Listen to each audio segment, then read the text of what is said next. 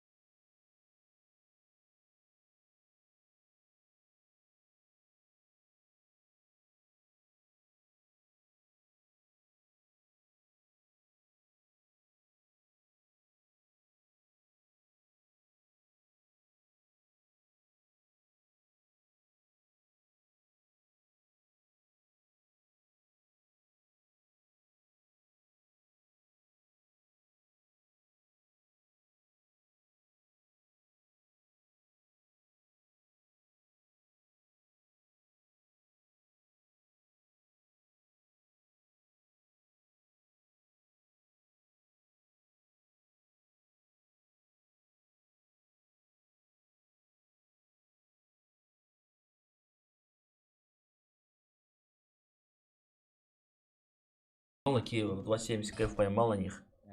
Надеюсь, затащат ребята. И я буду в плюсе даже. Поздравляю, Мади, поздравляю с заходом. Один раунд уже высыл, думаю.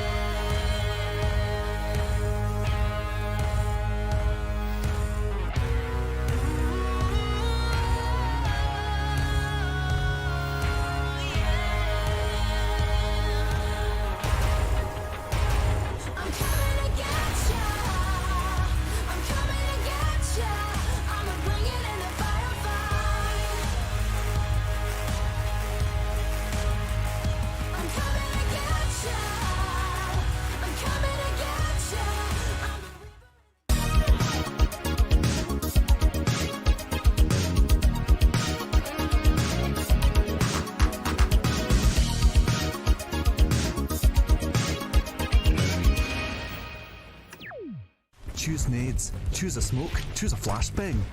Choose team badges to support your favourite CSGO team. Choose an ESEA Premium membership. Choose routes you know bring in wins. Choose pro video tips. Choose the fan club wars. Choose behind the scenes content. Choose good grades. Choose guns you know you can shoot right. Choose bingo. Choose the equipment you know is going to get your team the win thanks to heat maps. Choose the CSGO Hub Premium, the complete package to help you and your squad achieve all your CSGO goals. 5 years, the Lanxess Arena of Cologne has been the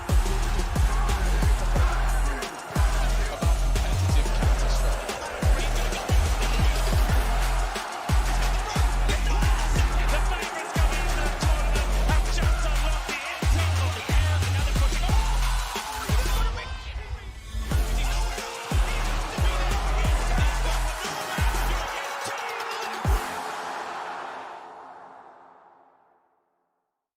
Intel Extreme Masters Fall is brought to you in part by Intel, Acer Predator, 1xBet, US Air Force, DHL, Monster Energy, Coinbase, and CSGO Hub powered by Coil.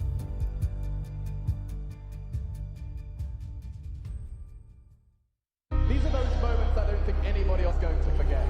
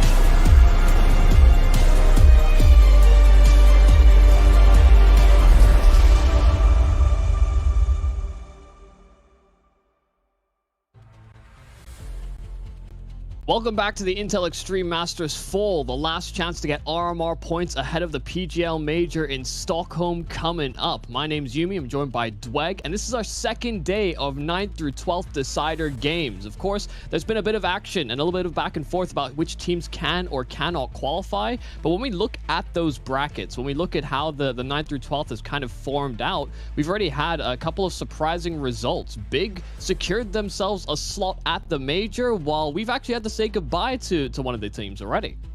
Yeah, that was an interesting game yesterday, because it probably didn't go down the way that we thought it would have happened at all. Big really showed up in a huge way. They played some good CS. We saw Sirison having some good moments. Tabson was just a king in that best of three. Didn't even drop a map. And I don't know if you saw it at all, Yumi, but there was a post from Big after the game, and they were getting pumped. Like, you could actually see the raw footage of them playing when the win came in, and you realize the importance for them. Now qualifying into the Major, that's a step up for them. Now they play FaZe Clan up on the other stream. Unfortunately for our game, right, Heroic versus OG, we saw the Danes, they've already qualified for the Major, where for OG, they had a chance yesterday. It was in their opportunity of getting a win, creating that chance of the Major. They missed out. Yeah, they made some like incredible comeback on the first map for like 11 straight rounds or something to bring back Inferno, and then the next two were just not really of substance. And I think that's kind of been the story here for OG at this tournament. They now miss out in major contention. You know, they're likely to place 13th or 12th, which is outside the top 11 that the European side does need to qualify. And the journey of OG hasn't been one of much success. You know, they haven't gotten these S-tier tournaments under their belt. They've had a couple of finals run-ins, but they've often been met with heavy resistance. Their most recent was an 0-3 against Gambit, who at the time were clear #1 team in the world, and so that was kind of a tall order. So yeah, it's kind of sad to miss out on OG because they've kind of brought some of that new meta flavor to the group stage, but none of that's been able to be replicated in terms of getting that success and making it through these 9 through 12s. I think if you're a fan of OG, you really get excited with the way that they play, right, Yumi? Just the style they bring to the server. The only other thing is maybe what doesn't excite you is the results. We've seen from these guys, it's been very inconsistent. IEM Cologne, they don't do very well there at all. They don't even get out of the play-ins. ESL Pro League, they don't drop a single series in the group stage. They go into the playoffs, they go down to Vitality in the semi-finals, so they have an okay placement there. Blast Premier's full groups don't really do well. And then you have a look at the RMRs. They started off so well. 3rd place at Summit, 7th place at DreamHack Open Fall. Flashpoint, they came dead last. And now we're in a position where even in this RMR, they didn't even make playoffs. Well, it's Heroic versus OG, but let's get some thoughts in from Montu about the consistency, as well as Cadian's thoughts about the idea of placing potentially in that legend spot, which we know they've missed out on. Yes, we met our expectations because we ended up qualifying for the major, and at the end of the tournament, that would be our goal, knowing that we would head to Stockholm. And I don't think necessarily that, I mean, we can still end up being legend status. The chances are a bit lower now, but for me, that is not so important actually, because I think as a young team who is kind of inexperienced on LAN, just starting straight on the legend stage with the biggest names and having the challenger teams coming in hot from already having played is not an advantage for us. So I actually think playing the challenger stage, getting some experience, seeing what it takes to perform at that level at a major competition could be a positive side for us. I think the first goal was to be consistent. And I feel like once we hit the pattern of being consistent and I think break through by winning any sort of tournament, I feel like, then once we go through that wall, I feel like then we can start to become a really, really good team, like fighting for the top 5 spot. Yeah, so great to sometimes get these thoughts about the teams and what their expectations are. You know, we kind of get the insight of to Cadian and what could be quite good in terms of like development for the squad and being able to get that. But when we hear about the OG story and consistency, that has been, I think, a gripe with the squad for quite some time, because even when we've seen these small bursts of consistency, it's never really lasted that long. And if you talk the talk, you got to walk the walk. That's what people say, right? And for them, you've got these expectations. You've got goals. Every team does. The problem is, you have a look at their run. Even when it comes to the group stage, they had a chance of making top 2 by beating Mad Lions in their last game, and they lost it to the international squad. So for OG, it's been a tough run-in. And getting into this best of 3 as well against Heroic, they haven't really done that well in the head-to-heads in the past. Going into the map vetoes, Yumi, I guess we need to see some strengths coming out from OG. They might go down the way of Inferno, Heroic. Nuke is also an option for them. Yeah, I think that makes a whole lot of sense. We've seen some good nuke from them, and OG, that's actually become kind of a weakness on their front. It used to be quite a strong map for them. The weird thing for OG is that Inferno and Dust 2 are their only good maps, and, you know, we kind of talked about Heroic against their big journey. Big are quite good on Dust 2 as well, so Heroic have kind of natural first round vetoes, so felt like OG were kind of funneled into this. I almost anticipate that Overpass was going to be our last map of play, but it seems like I'm wrong. Instead, it's Mirage, which leaves me a little worried. I don't think we've seen really best footing from OG in that respects, where I think a lot of their pride is on the line here.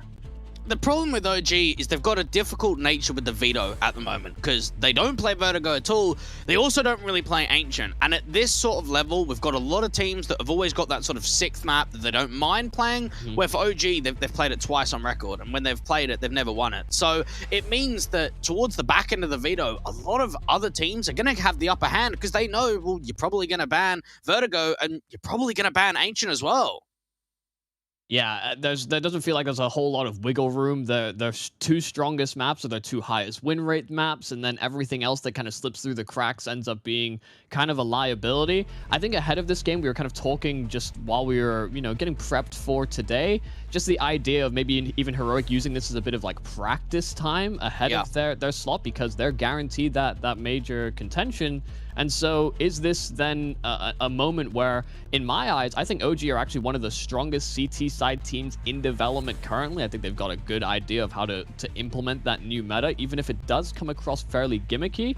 And so in a weird way, if they had let through maybe that Inferno, or even let through Dust 2, which, you know, let's not get too crazy, I suppose, then you would have had to go up against a very, very capable OG squad in that regards. But then we have to enter the conversation about motivations, and are they there for OG? Because with this project failing to make that major run, you know, you make parodies to their Dota team, where that's where I think this OG organization found their start.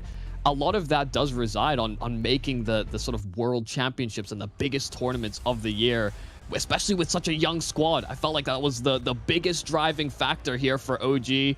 But we'll see. If they save face, if they get a bit of pride under their belt, maybe this is a start of a longer development arc for these guys. Or will Heroic just kind of play spoiler and try and book themselves into the challenger stage? This is the first map, and it's Nuke right on the table. Heroic starting on that T side, and it seems like they're going pretty dry on that utility. Yeah, OG have had the worst pistol round percentage in the entire EU RMR. They've won 2 and lost 14 in that Yumi. And against FaZe in the best of 3, they didn't win 1 pistol out of the 3 maps that got played. Let's see if they can find a little bit more success. This first map can be quite difficult, and with Heroic already taking so much outside control, you can see that they're waiting for OG to make some kind of counter reaction, peek into them. Not going to be the case. They do slip down towards Secret, and for now, nobody on OG has made the rotate in, so a lot of open ground for Heroic. Now, what do they do with this, though? Because this could be them just trying to see if they can bait in distractions. They could still bring that bomb into an upper split. And for OG, they've missed out that window of opportunity of spotting outside. So aleksib has no idea and no information that bomb's coming into mini. Yeah, this is exactly what Heroic had planned for this. OG started rotating down towards ramp, and so there's nobody really to contend here. niko's overwhelmed and traded out, so they can try and move into the safe planting position. Tessa's already considering that flank as well. This is a good read coming through from Heroic, and for OG, they need to really find some connections in quickly. Without that kid in play, it's going to make things very difficult, and even to Squeak Door, Shush is just waiting for that timer of the door being opened. Use that sound cue, going to close it back onto them. OGD picks in quickly, and the P250 is the one to strike first. valde gets gone back, Tessa's as well, chiming into the action, and the CTs start working together, but they've got to get onto that bomb straight away, and aleksib's just sticking it. Tessa's the last one to try and see if he can swing out to the open, trying to create a fight that doesn't happen, and OG are going to be able to stick the 10 seconds and win a pistol round unexpectedly. Yeah, it felt like they got completely outmaneuvered in that as well. So the fact that OG are able to get the retake flowing as easily as that, bring into these isolated fights, I thought Shush was going to just completely lock them out of the bomb site, funneling them in one at a time at the door. And then all of a sudden, OG coming with a flurry of frags, aleksib jumping on that bomb, and it's easy pickings from there. So a great start, you know, talk about that win rate on the pistol rounds. They somehow beat the odds. Now Heroic on the force buy. Do, of course, keep a decent amount of change in the pocket. Just some upgraded pistols and actually utility. So I misspeak. Not forced. Oh, nade looking mighty meaty, and valde will get 2. Spams right on top of 1. Extra damage on the rest, and he's holding his ground. He's not moved down towards ramp. It will be his death, but I think he's done enough. Information's relayed over, and so Mantu can move in to sweep up the pieces or not. Now another rifle can be recovered. This starts to get a little hairy if you're OG. It gets slightly awkward. They just try to hope that that bomb doesn't get planted, that extra cash injection that the T's can work with. And I'll ask you the question, Yumi. Are you surprised that Heroic didn't force here? Because when we looked at their game against Big, they were, what, 0-4 in pistol rounds, and then they won 3 out of 4 of those round 2 force buys. Yeah. Knowing they got 3 kills and a bomb plant and pistol, you would normally expect Heroic to just buy it up completely. Yeah, I think that's what caught me off by it as well. Just especially because they really outmaneuvered them on the. Yeah, oh my goodness. Don't see this every day. No. It beats the loss bonus, right? 3,100. Yeah. T-side A1S saves. Well, there's certainly time for experimentation. Let's put it that way. I mean, these are the 2 highest priority weapons as well. If you're OG, you've bought 3 A1Ss, 2 MP9s, and those SMGs have found nothing. So then they move into the first round buy, and you know that those SMGs are still going to be kicking. In a weird way, I like this, but yeah, I'm still definitely caught out by it. It's one of those where, because you just don't see it every day, you almost look at it for a moment and you have to double back. You go, hang on a minute, is this really what's going on in this situation? OG get off to a second. Now, if anyone was paying attention to the A stream yesterday against that FaZe game, they will know that OG got off to some rough starts. They were 1-7 down on the first map of Ancient, they were 1-9 down on Inferno, and 1-8 down on Mirage. So that's all 3 maps in that best of 3 Yumi, where they got off to some really slow starts. They never really got into the game at all. Already more than 1, so improvements already here for OG, even if it does come down to an awkward scenario where now they're up against a very, very strong buy here from Heroic. All rifles, so much utility as well. You can see the bombardment of flames as OG just try to counter out any sort of rush style plays, but outside will be contended instead. The wall of smokes are down. Not quite crossing with it here on this T side, and that's information that cannot be effectively relayed over for OG. They didn't have anyone inside of garage, so steps towards secret cannot be heard. Still going to be quite a slow round in development all in all. I don't really... I think OG are playing a little too safe at the moment. We've seen them play a passive in all 3 rounds so far. Feels like they're not really contending for a lot of that space. And we've seen Tessus in this position so many times over for these nuke positions, but Flames does go 1-for-1 on a door exchange. There's a bit of movement now over towards these vents. Aleksib does have a gap around the smoke though, so keeping them busy. Tessus dropping right into Aleksib's arms, and that's a great start here for OG. A man advantage, but it's only for a moment. niko on the bomb site once again can chime in for one, but valde's been spotted into these vents, and so that flank's not going to be there. niko's just trying to waste as much time in as possible, and Mantu was the guy outside that sort of had that crossfire with Aleksib that didn't peek when Tessus fell down from that mini position. So he's got no idea that there's another backstab that can come in from that angle. Great holds from the wraparound play to pull the distraction that niko's just playing time, keeping his life and allowing Mantu to just cut them off. A 3rd round being found by OG, and for Heroic, they've done very well in the head-to-heads against this international team in the past. They haven't played each other a massive amount recently. It's been about 7 months since their last head-to-head, which was in EPL Season 13. They've won 4 out of 5 head-to-heads, Heroic, and they've won all 4 of the last 4, so they're on a bit of a streak. Ooh, a bit of a gap for Mantu to work off of the Flames as well will make it more difficult for them to fire right back. Just a whole load of Tech 9s outside. God, if Aleksib only knew. Stoun actually made his way down the fence, and Mantu gets overrun, so this is a little dangerous now. Smoke's fading outside, so it's kept in equal numbers. And do they anticipate that Valde will be here as well? You know, the fact that Mantu was kind of left in charge of that lower site may not anticipate a second. Certainly being slow about this one. Trying to group themselves up for a potential burst on the scene. Valde just has to play a little patient here. Maybe not go at that first opportunity. Canadian on the lurk, and Valde gets nothing on his lower hold. So this bomb can make its way in, get planted down. So extra money here for Heroic, and Aleksib's trying to get a peer view in. niko as well chiming in from the other side. So keeping it in a man advantage, but here comes a flank. Canadian coming in from behind. Stoun does get overrun, so it's not in time. And I don't think Canadian can prevent this one from getting defused. For an niko, it's decent damage. You'd love to be able to get another pick, and it might be presented for the first. The round victory is probably not going to happen at all. Got to get quite quickly to defend the bomb, and just doesn't happen. Flames is able to deal with Cadian. And for Heroic, when you think about the investment in that round, they're probably quite chuffed at that. You get 3 kills, you're able to get a bomb plant, you're keeping this economy very low. And the reset potential starts coming into the minds of OG. All right, lads, let's make sure we're trying to convert more rounds here on Nuke without taking massive amount of casualties, because Aleksib and niko, they don't have any money. Mantu's low. It's only Flames and Valde that have got some cash in the reserve. Also, against Big yesterday, we did see Heroic struggle on their T side, respectively, on Nuke. So seeing if they can maybe build on that earlier loss, see if they can find a solution. Already off to a pretty rough start. OG, like you said, could end up in reset territory if they're not too careful. But again, this outside fight seems like is consistently won here by Heroic. Valde could find a great timing outside. Yeah, Tessus not anticipating the move. Refresh could try and line up a trade, but you can see just how privy they are to the fact that a man could have crossed, but Valde will still investigate. So it's a 4-on-4, and now we're into the situation where Heroic can dial themselves back in, maybe re-attack ramp. Just a slight overextension there from the garage player. Valde wins a first great duel, and Refresh knows, all right, I'm desperate for a trade, desperate for a pick back, boost the AWPer up to look into this ramp position. OG have always been really passive at ramp. Even Mantu is not really looking that aggressively, can start being able to adjust the angle to start pushing forward, gets flashed off, thinking about just falling away, just playing passive, just not even engaging in a fight. Trying to keep that numbers game at least equal.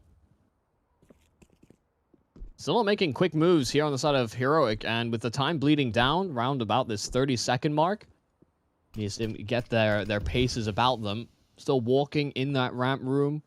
See if they can collapse quickly. It feels like they need to speed up here, because if they meet any resistance on the lower site, they're in for a world of hurt.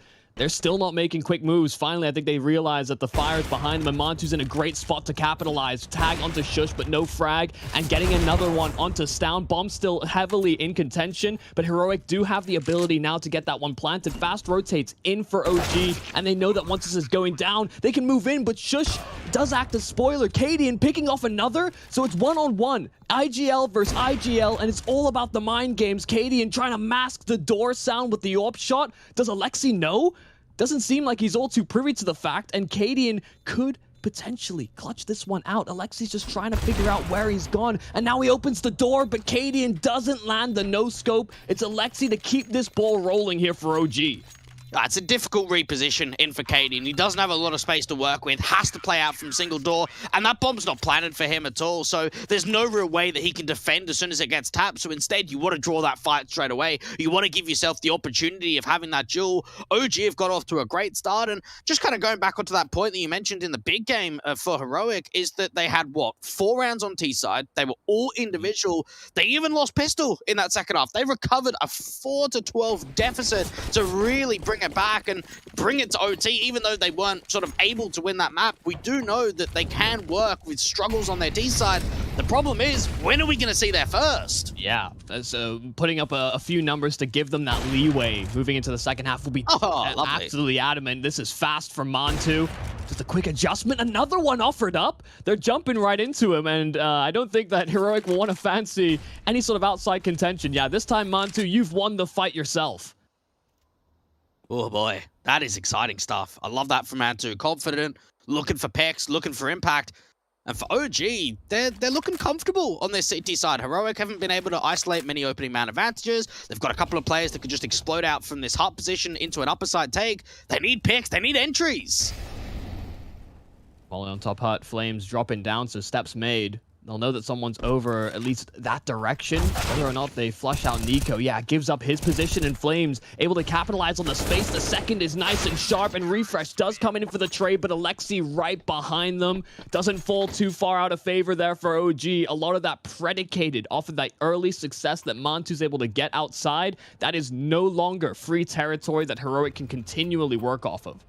And Mantu's getting a lot of support. You have to remember, coming into this game today, positive 31 on the KD differential, 1.12 average rating, second when it comes to most AWP kills per round at 0.5, just behind Device in the entire event. And what I love in that situation is not only is he the one to find that early damage, get them that 5-on-3, he's got that assistance. Flames playing floor on upper. He's doing work with the M4A1S. Not to mention, I think Valde is kind of swapping positions very, very often. We saw that in the big game as well between Searson and Tabson.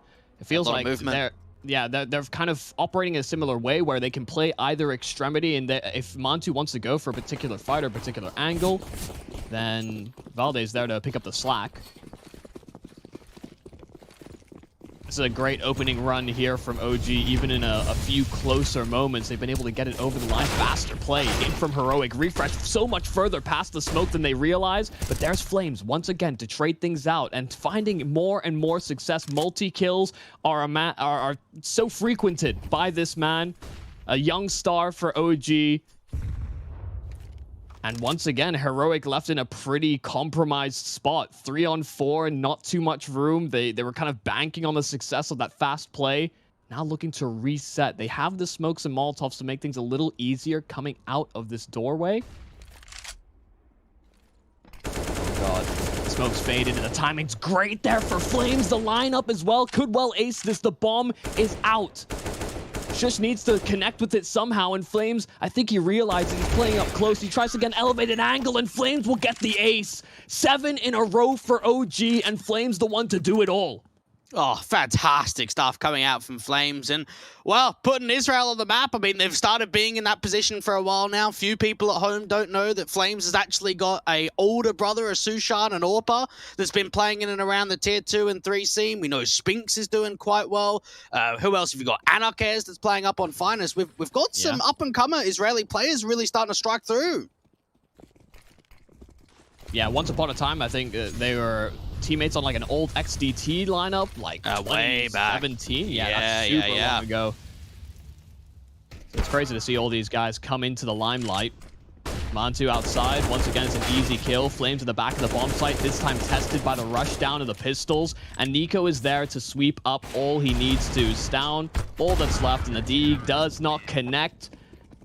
OG doing a great job of keeping a handle on things, even when Heroic have gone for a couple changes of pace. OG, I mean, this is exactly what you want to see from a CT side start from them. I know something you were saying to me as well, Yumi, before we started, was Flamesy's performance on Inferno against FaZe yesterday, of just the way that he was really coming through. Yeah, kind of disappointed in the end of that series when it went to Mirage, never really got going. Again, the whole team really didn't. They only got 4 rounds overall. We're seeing a lot of great nature plays coming through from OG. They're finding a lot of early success. They're having that comfortability, and even Flame starts off. We see the outside push in for aleksib doing a lot of damage. Can't adjust back up to the top silo, and Refresh actually just it gets away from that. H-Eater doesn't fall. Yeah, threw it a little too far. If he'd underhanded, it might have connected. Valde as well will get run down by 2. So now both extremities threatened. You can see OG really considering the fact that that B site could be a liability. Now moving a player down the vents. They are relying on niko to lock things down on this upper side, and Heroic could still regroup.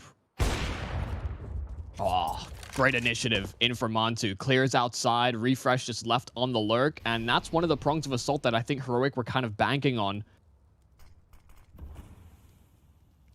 You got to make that play, don't you? When you're down by 1, you've got to start looking for information. Start seeing, is there a way that I can find a connection? Even up from a quick vent rotate, we can see with the orb! The no-scope, but he's on the ladder, can't quite follow up onto Cadian. And Heroic are now starting to make their way down to the lower bomb site, but they've got Flame to deal with. They don't know he's here. That's his 15th kill, and he's just trying to waste time. Make sure his teammate can get there in rotation, and he peeks out again. Another multi-frag round in from Flames. They keep the streak alive. 9 and 0 to come in for OG.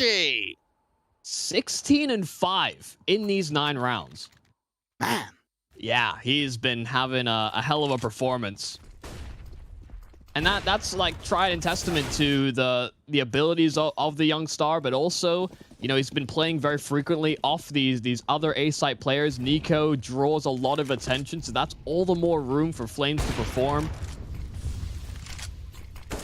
Outside will be tried once again. This time Tess is much quicker about it. Almost catches Mantu on the cross. He can make it over safely towards these secret steps, but there are 2 players that can quickly respond. They're falling back from ramp. This is a quick split here from Heroic, and Valde is under pressure. aleksib trying to alleviate that, but they only find the 1 kill on this lower site. So this is looking much better here from Heroic. They're cutting off the rotations before they can move on in, and it's a free plant for them. niko's going to have to really try and step up out to the double doors, and notice how much respect OG gave in that position, just trying to fall back. Great lurk from Tessas out to the secret position. niko just doesn't expect it at all. And aleksib and Valde just say to themselves, right, let's just fall back. Let's give him that ramp control, and we'll have that bait and switch. We'll have that crossfire from sort of, what is it, Old Toxic and double doors where they're playing from. They find 1 kill between them. They needed to find more between the crossfire. Yeah, just 1 kill between the 2 of them isn't going to be enough to keep Heroic guessing or even prevent them from taking more ground on that lower site. You can see OG weren't in fast rotates as a result of having those 2 players down there.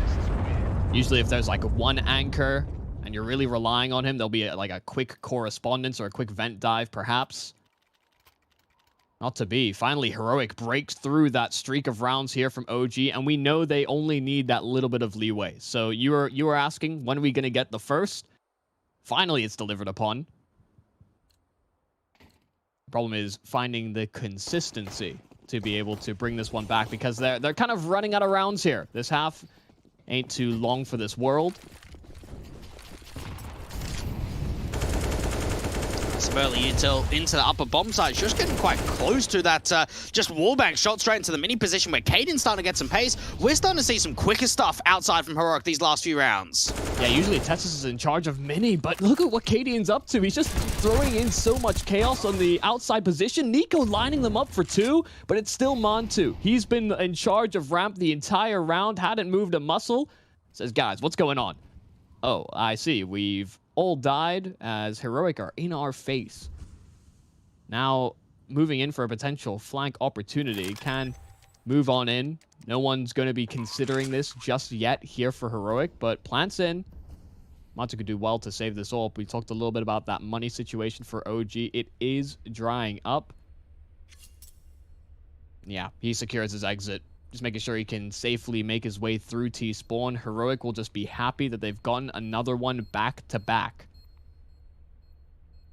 There was even just a smoke left there from one of the T-side players outside. So I guess Heroic were maybe thinking to themselves that we could have some variation in that round. And what we are seeing the last couple is that pace is probably their sweet success, right? That's the way that they can start making it quite uncomfortable for OG. Rotations are having a difficult time. Because even for Cadian, he runs to the top of mini, deals to the first player, gets into credit card, gets into garage, and then strikes again. So even when you think, okay, he's got that first pick, maybe he's going to go lockers, he's going to go hell. No, he's actually looking for another fight. Yeah, and you can see Flames just had no idea. Start to consider an outside fight, and then all of a sudden, I'm being peaked credit card? Why are they not looking for more? And you think about the round prior as well, you know, threatening Montu outside with pacey play from Tessus.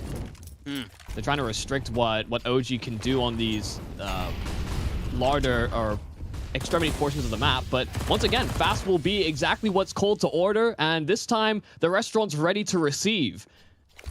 Couple of kills dished up for OG, and Heroic do get met at the gates. Once again, you know, we've seen a lot of 3-on-4, 3-on-5 scenarios for Heroic to try and mosey their way out of, but they haven't seen too much success. It felt like it was such a statement with the setup of, you can go pacey outside and roll us, but you're not going pacey to the upper side take, because we're going to hit ya. So many decent crossfires. Flames other another one to his tally. And even for Valde, he doesn't necessarily need to peek here at all. All about timing if he decides to look for information. Oh, corner jump up. Tessus had no idea. The other two players can't exactly trade. This box is giving him just enough cover. Where's the support? Where's the help? Somebody back this man up, but does what he can to stay alive for as long as possible. So they know that these two Heroic players are still contained. That's why Flames moves in through lobby. Make sure that they can't reposition or even consider another approach. They're so done here, Yumi. They can't go back lobby. They can't go outside because they run into the orb. Their only approach is to go lower. Oh, there's two CTs here. OG have got such a read on the situation. And Mantu, he's not going to miss these at all. It's not jiggles. It's dry. It's no util. And he even follows up with a couple of kills. Great sequences in from the AWPer. And for Valde, was he getting hard baited in that position? Possibly, right? Rotations were very slow. Rotations didn't necessarily need to come in. And for OG, they just play off that. They go, right, we're going to give you the respect. We're going to give you ramp. And we're going to play off it accordingly. Yeah, it's just about setting up the containment procedure, it felt like there for OG. Valde just buying time. Leave me behind. I'll keep them at bay. A true hero move from Valde. And double digits secured here for OG already. After the two back-to-back from Heroic. Again, the speedy play has been pretty hit or miss.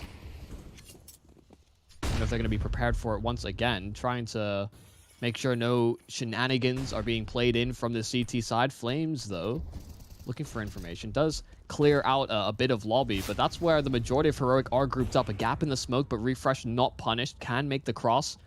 Well, meanwhile, aleksib will clear towards outside. It depends on whether a Refresh does decide to turn around and see that. This is really dangerous now for Heroic because aleksib can really outflank lobby. Mantu's been dropped in towards the ramp, and so has niko. And now this hidden element in aleksib could strike in. It's just about whether he gets there in time. And just too many info plays going on there for OG. Matu getting caught off. niko out to secret. aleksib needs to get a lot of kills. And the timing's going to be tough because they're going to start making their way down to the lower bomb side. At least they've got the rotation, the information there. And aleksib can strike and set the two players up in lower. Yeah, they're both hurdled up at decon, so even if Flames falls here, will they account for Valde right behind him? AWP of Cadian will strike first, so now Valde can move on in, but Shush, make sure to clear it. No hidden flanks, no surprises here for Heroic. They get the 2 kills they need to open up this round, and even with aleksib on that flank, it just wasn't all too threatening. You'd have to imagine that this is a somewhat decent feeling from niko, because he has played with everyone on this heroic side. He was an ex-teammate for the heroic side. He played over 200 games with Stown on heroic, over 200 maps with Cadian on heroic, even played with Tessus on heroic and on optic. Refresh played with him on optic, and even Shush played together on tricked for a little bit. So you've got those sort of, I don't want to say a national derby, right? Because it's not really a national derby, but whenever you're an ex-teammate and there's pride on the line, you want to try and see if you can do the best you can, and knowing that this is their map pick, OG have put themselves in a damn good position. Are you saying I wasn't good enough? With you guys on your rise to the top. Can be always quite interesting, the built-up chemistry, and it's often in good fun when they go up against each other, but the win tastes a little bit sweeter. All finally mustering together a third. We saw yesterday they got 4 versus Big, so maybe they can beat that scoreline.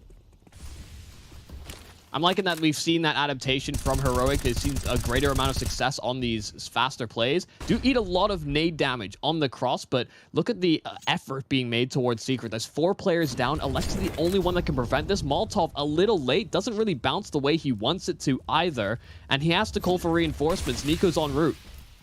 That puts that smoke down, makes it even more difficult for them to start exploding out for the double doors. There is still a lurk towards that top side that the CTs don't entirely know about. niko with another re-smoke down towards Squeak Door. We've seen some good positions Heroic at this lower bomb site. They can't do much with it just yet. Wonder if they're going to wait for that lurk to actually find anything, maybe hoping to capitalize on events rotation, but right now, OG aren't really moving on their anchors. Flames has been pretty dependable as well, not often giving up that opening advantage. Feels like now they'll make their move. Cadian trying to lead the way with that AWP once again. The spam from Aleksib is right on point, though. Cadian taking a significant amount of peppering. I mean, do they just jump right back up the vents? The option is certainly there. Oh, that pick decides it, doesn't it? Got to pick towards the upper bomb site. You've got Tessus coming up from Secret. Options are there. They don't know about the garage player. This could be a picking for the CTs, and it is for Mantu. That's an important one. That might keep him at lower, and even aleksib on the cross, and they're diving into the crossfire between Aleksib and niko, even with a pick at that upper bomb site. Now Heroic are going to come back up. They can get the bomb down. It's a 2v4. Bombs still get planted, and they know that they're dialing in those digits, so one player could be the only one they have to beat past, but finally it's down. Stown trying to make sure that they do not prevent them on getting into safer post plants. Cadian does want to take these fights, though. Know they need to work the advantage, and Stown's find the pick on behind. Stown deals with both players on the flank, so now it's down to clutch. Could be an ace for him, but they're already sticking it. Aleksib around the other side, it's not planted for them, so it will be a taken away round. OG recognize the situation, make sure that Stown cannot perform the clutch, and it's 11 for the CT side. Heroic just overcomplicating things in that matter. They get a great pick from that lurk and Squeak Doris down. They don't work with the advantage. Instead, they're trying to over-rotate the CTs. And for OG, as soon as you've got that lurk in garage that is able to find the pick, you know pretty much straight away that it's not going to be that lower take. And you can just keep eyes on. Great rotations coming through from that heaven position. That lockout in the lower bomb site was fantastic too from OG between niko and Aleksib. Yeah, had the crossfire in the right spot. I do agree. I was a little confused by Heroic's consistent battering of B, even with the picks. Maybe not too confident about it. Mantu's been great in this outside spot with the AWP. Oh, hand will be spotted. Refresh. Not quite peeking into it. Wide swing in the crouch as well. Will dodge out on the shot. Smoke should allow Mantu to escape. They even smoke him off as well. But Aleksib has moved on in. Does throw the Molotov, though, so gives up that he's in that position, but doesn't want to take those fights. It's majorly grouped up in towards lobby, and Refresh is trying to buy time sitting in these smokes. Can he make it into main undetected? Oh, that's a free opportunity. Valde didn't realize it was a gap, so suddenly Refresh is adding to the chaos. There's no one that can move in to help Flames. He's a completely isolated fight. They really wanted to lock out outside, but Heroic haven't sprung in. He's going to need another big monster hold, isn't he? niko thinking about peeking into Squeak Door. The NWP's posted, and that's the bomb being dropped. niko only finds one, and Flames is now the last one left to try and hold. He doesn't find anything at all. Overwhelmed completely. Mantu's trying to get some of this util down. There's also a vent player that can come up quite quickly. If they can drop the bomb again, they can waste even more time. When does aleksib to start the peak? Mantu falls. aleksib doesn't find anything. Heroic with the same scoreline again. 4 at the half. We head to a break.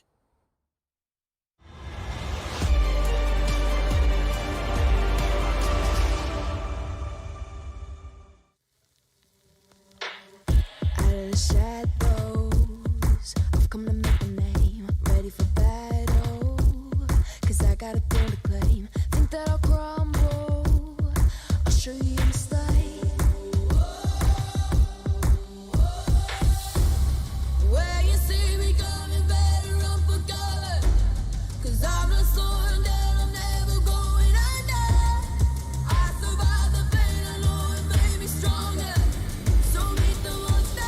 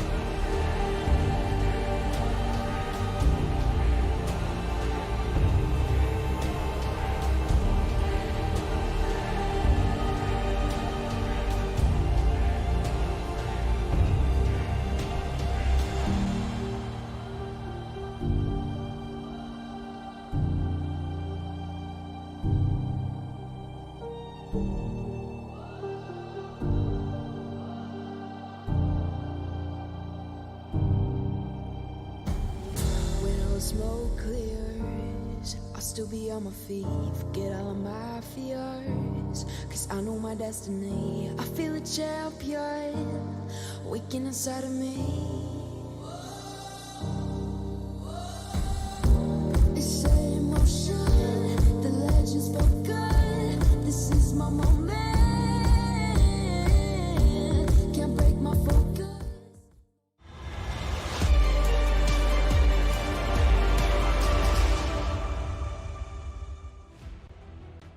It's a great start from OG.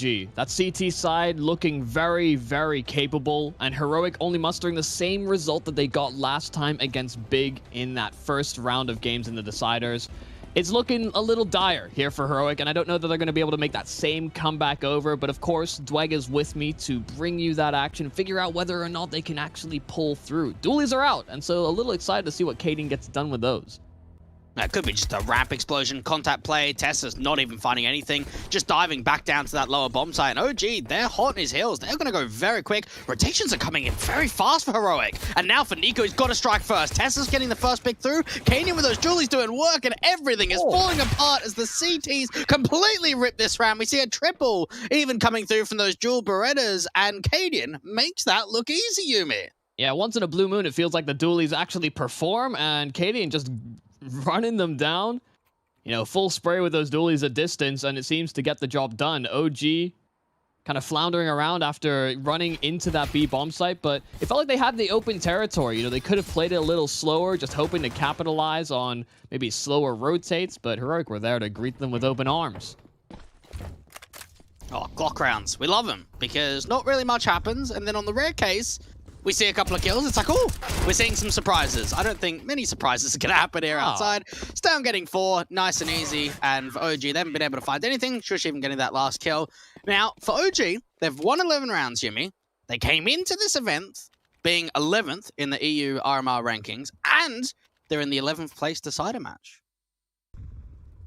Are you saying that there's some kind of conspiracy going on? There's too many 11s. Yeah. Are we going to see 5 rounds in a row for Heroic to make it 11-11? If so, is it a coincidence? I would think not.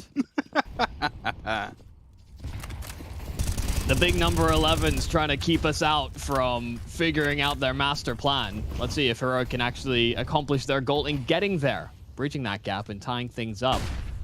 Off to a good start, you know, pretty uncontested CT side rounds already.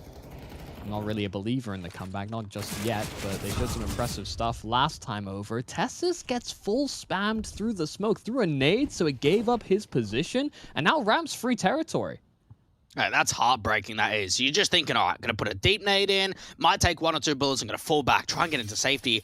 Aleksib is even thinking of the walk outside. Now, there is an outside player of Cadian who isn't seeing this at all. Oh, and he's gone, so that opportunity is completely missed out on.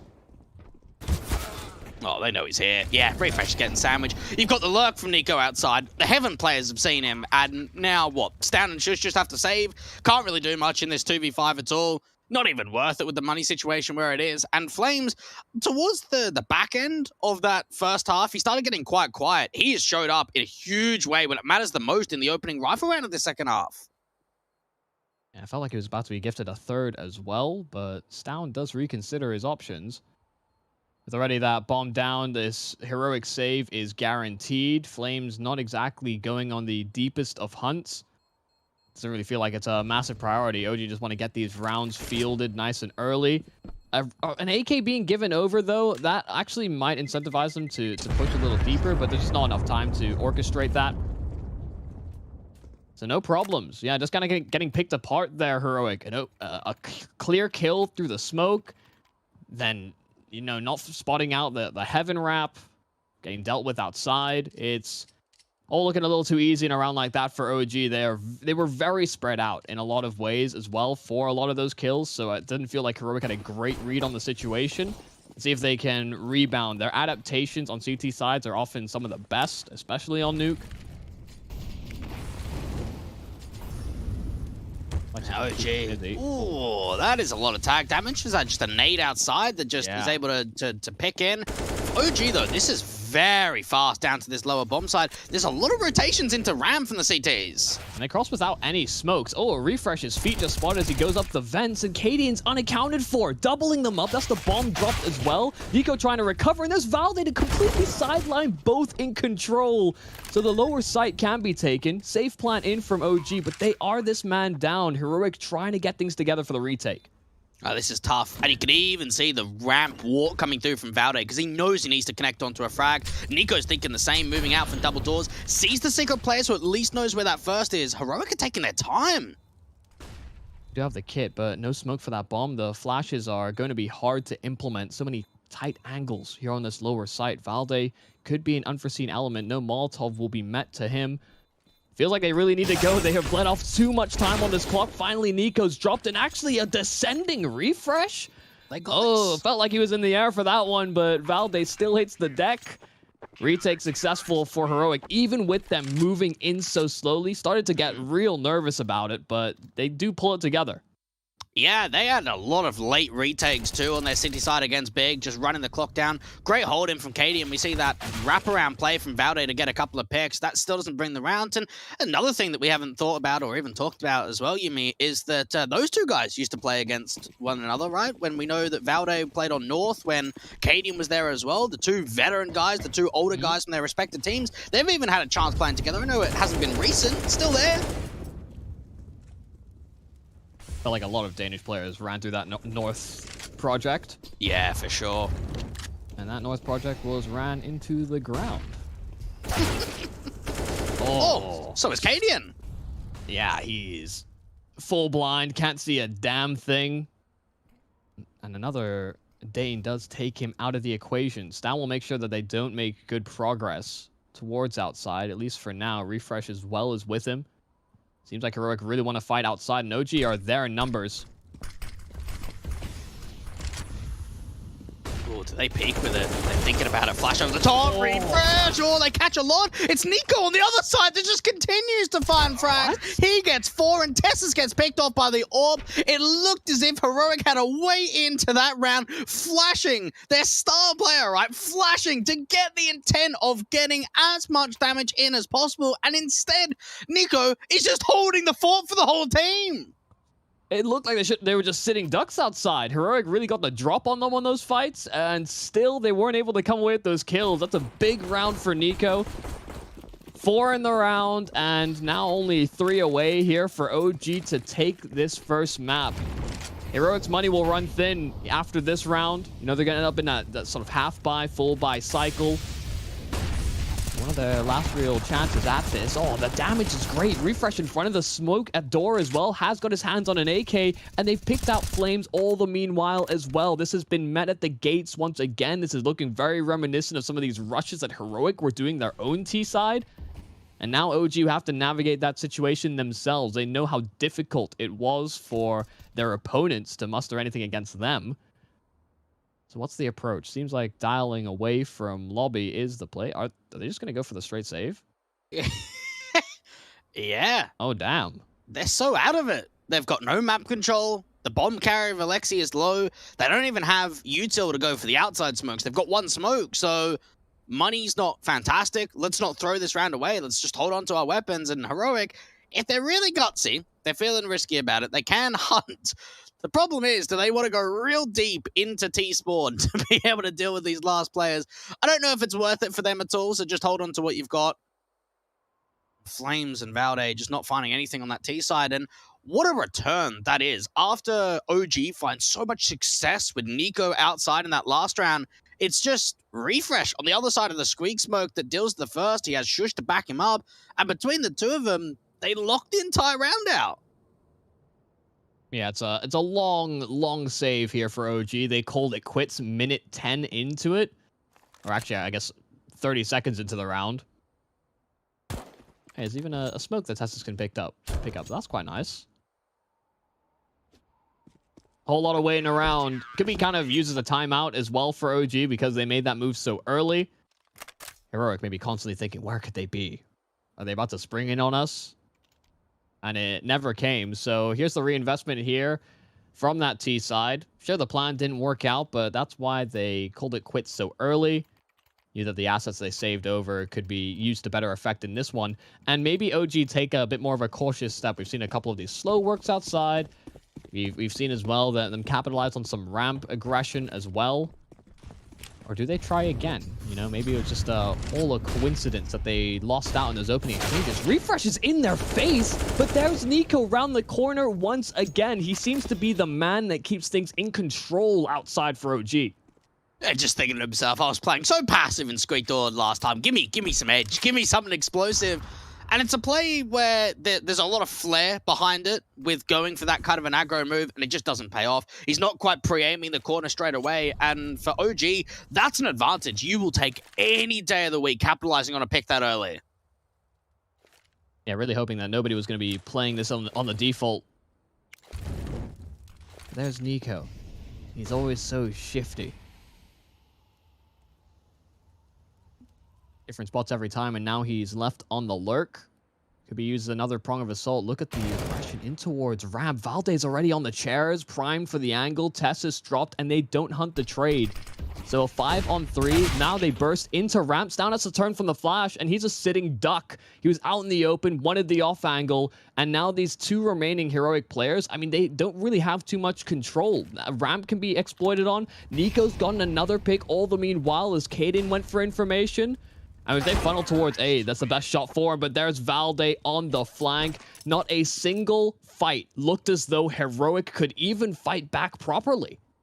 And it really had that feeling in the nicest way possible. The OG just dumbed down the round and just kept it simple. Do you know what I mean? Like, they waited for that over-aggressive fight outside, and they're just defaulting. They're getting Niko to walk out to secret. They're getting Valde just to sit there. Just everyone stop moving. We've got Matu who's watching the squeak door, waiting for the over-aggression, and it just comes in, out to ramp. They get that pick from Valde. They slow it down even further. They then catch the next player out in ramp on a crossfire between Aleksib and Valde.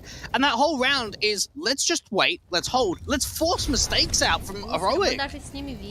Felt like there were mistakes aplenty as well. Test is not getting punished on going a little bit aggressive behind that ramp smoke. Or on the scout, they'll close the gap down. That was supposed to be phases every day of the week, and they'll scratch their head a little. A good haul though, swapping sides. Big 7 coming into their T side. We will take a break. I'll be right back to see if FaZe can They post were the waiting around for aggro peaks, but since that didn't work out for Heroic last round, less likely in this one. They have a double setup in at ramp, and that's where her OG are grouped.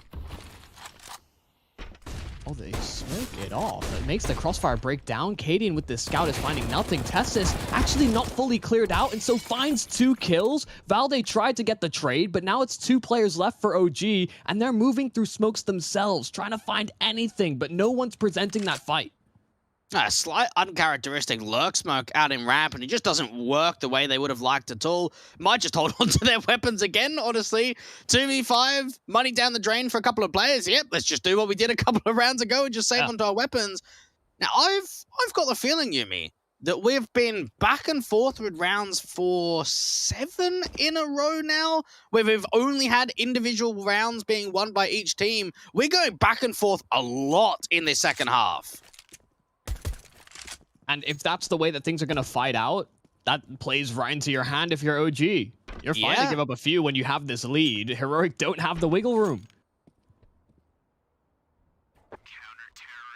Yeah, I'm trying to recall myself and just think about how these rounds have been going. You are absolutely right. It has been just... We saw, what, Pistol? And then the anti-eco conversion when Heroic didn't, or OG didn't decide to force up. But they had, like, that eco, didn't they? They sort of had, like, the couple of upgrades here where they didn't force it completely. They then won the next. And then from there, we've just gone bang, bang, bang, 1 for 1.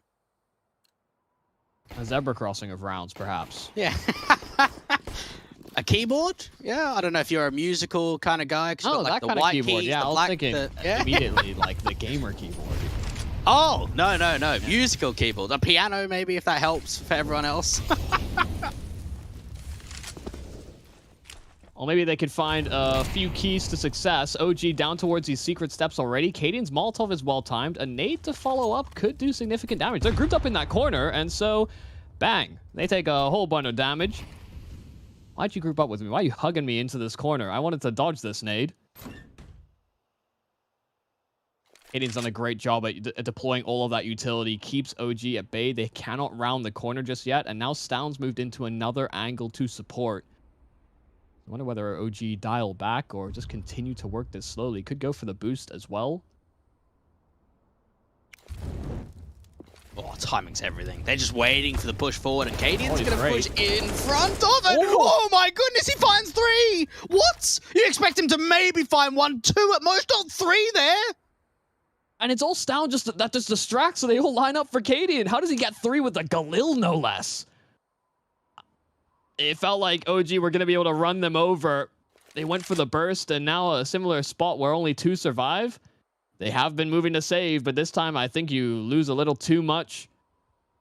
Gonna try their hand at it. Aleksib going to be the front man for this. Flames has to make his way up the vents, and that's not great. I mean, 20 seconds left, and they haven't spotted a single Heroic player. This is real dicey. Feels like it's a guaranteed round here for Heroic. No chance that they'll be able to breach into this one. Aleksib's won his fight. Okay, never mind. I take my words right back. I'm sorry, OG. I'm sorry, Heroic. 2-on-2, and they can move into these post plants that are going to be hard to read. Mate, this is so winnable. Even outside, look how wide the angle is for aleksib being a catch-offs down. And Tessus is now the one to try and recover the round. He's got a kit and a flash to work with, and OG are just wasting time. We're even seeing a backstab coming through from aleksib. He's trying to get out to this heaven position. Tessus going to tap the bomb, draw that fight out to the open, deal with the first player of flames. He doesn't know where the next is. He thinks aleksib's going to peek out from main, and aleksib's just playing the time. He knows exactly where he is. He loses out the fight, and Heroic have somehow won one of the biggest clutches of this map. What a play from Tessus. The turnaround to heaven. Oh my days. It felt like aleksib had that fight every day of the week. He's like a little slow to realize. He doesn't know if he's going to be sticking it or not. And so he's so drawn to that bomb instead. And Tessus is out on his screen for a little bit of time, but because of that slow reaction, you see aleksib has to almost do like a double take with his eyes, and that gives enough room for the rotate round, the 180 spin for Tessus. That's ridiculous. That's a round that OG were about to steal from their hands, but Tessus keeps it under control. My goodness, what a recovery. And that was such a needed round too for Heroic. That resets the economy. They don't know about the AK outside. They've been able to peek into it, and now it just gets dropped. After a round that comes so close yet so far, Heroic now an easier one ahead of them. You know, they finally broke that string of back and forths. Oh, Tessus under pressure. Cadian's there to help him out as well, and he lined up the two he needed to, so Tessus keeps it. Grabs the AWP as well. They're starting to close in on that gap. That felt as, I mean, I've still hung up on the rounds prior. Could have been OG at 15. But now a very realistic opportunity for Heroic to come back, potentially, you know, bring us forward in this. They're finding a little bit more consistency.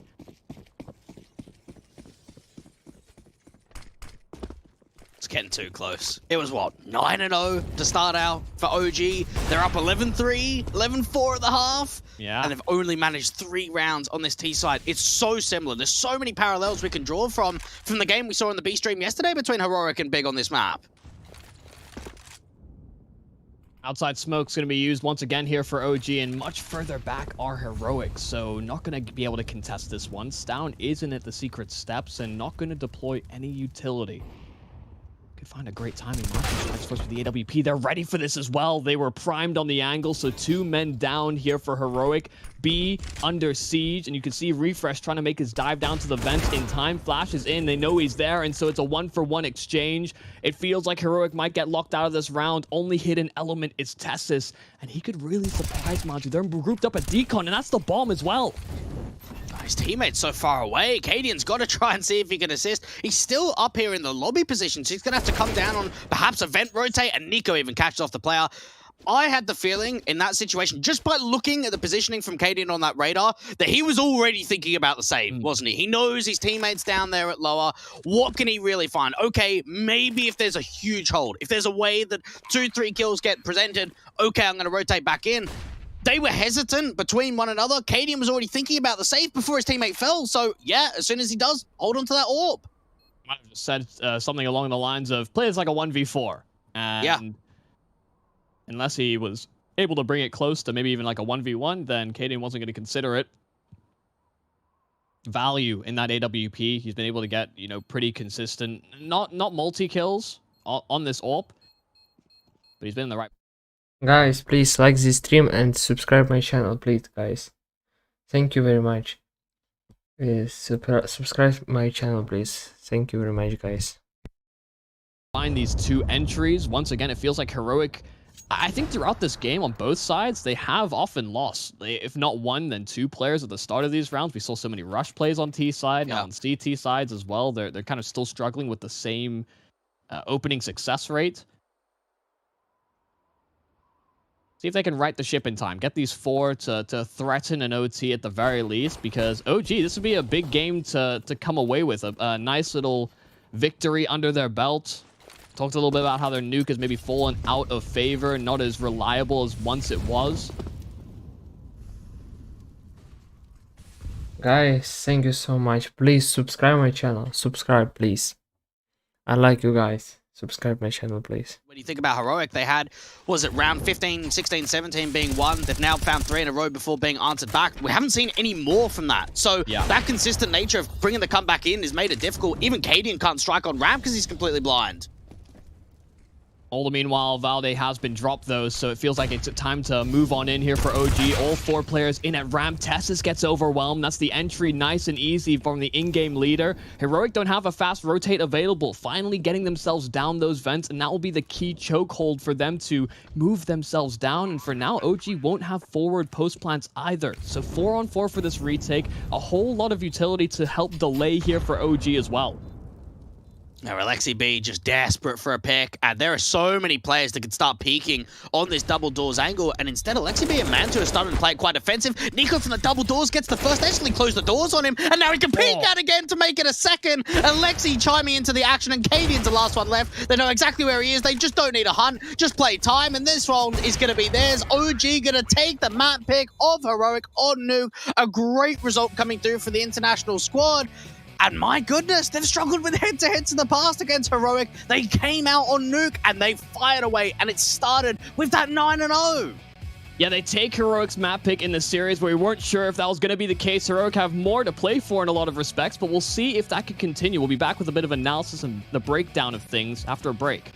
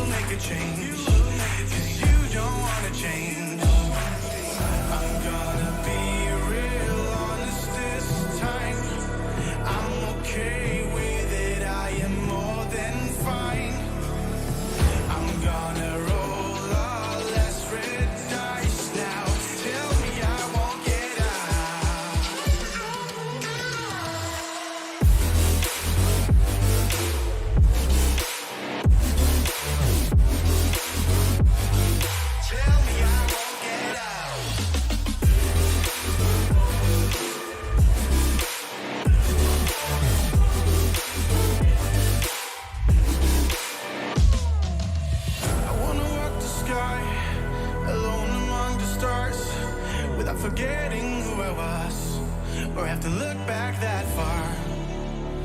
And I don't want to forget who, get who. And are you just fucking around in my mind one last time? I'm gonna be real honest this time. I'm okay with it, I am more than fine. I'm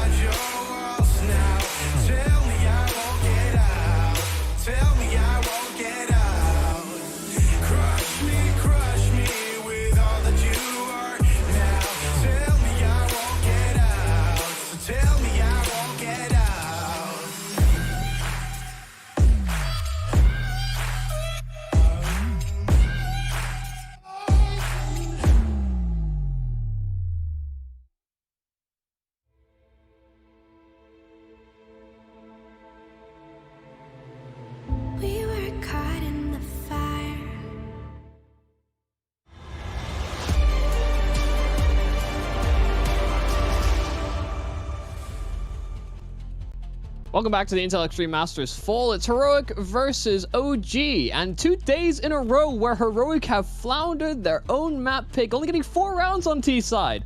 What's going on here? Why is Nuke so inconsistent for them?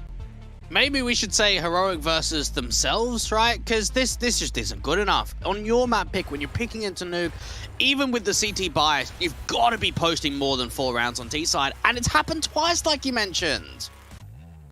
Yeah, this T side was met with a load of difficulties. Just it felt like the only things that were working were these faster plays, and OG were kind of dealing with a lot of those pretty handily, whether it was like these bait and switch setups, these double sight setups with Flames and Niko. And what a start that the young star for OG got off to. He felt like he was a driving force to get them as many rounds, and then we started to see more of a calamity or a collective group up from Heroic, especially when they got CT. It definitely felt that OG was doing some work on their Nuke, because I casted their game against Mad Lions and was not impressed by it at all. Their T-side lacked, they didn't have a lot of flair, didn't play with a lot of positivity. You even look at their results beforehand, they get slapped around in EPL against Vitality, just beat Complexity with a stand-in. Sinners, they take a loss there. They even lose to Renegades on LAN against IEM Cologne. So when you put everything into sort of the calculation of, what are OG's chances of creating an upset or a Nuke, it doesn't look great. They came out and they looked really solid today. One of the things to take away from, I think, from that game as well is just how frequently OG went for saves on their T side. We saw it in the second round of the second half, which was a bit of a surprise. But then, even when these rush plays didn't work, they felt comfortable enough doing it, which isn't something that we can say for all teams when it comes to making T side save decisions. So I do truly feel like OG brings a different approach to the game that it will be missed out on in terms of that major cycle. But they are, I think, making the right steps here. And of course, a win against Heroic will be a nice little confidence boost to maybe bring them up away from maybe the motivational low as a result of not qualifying.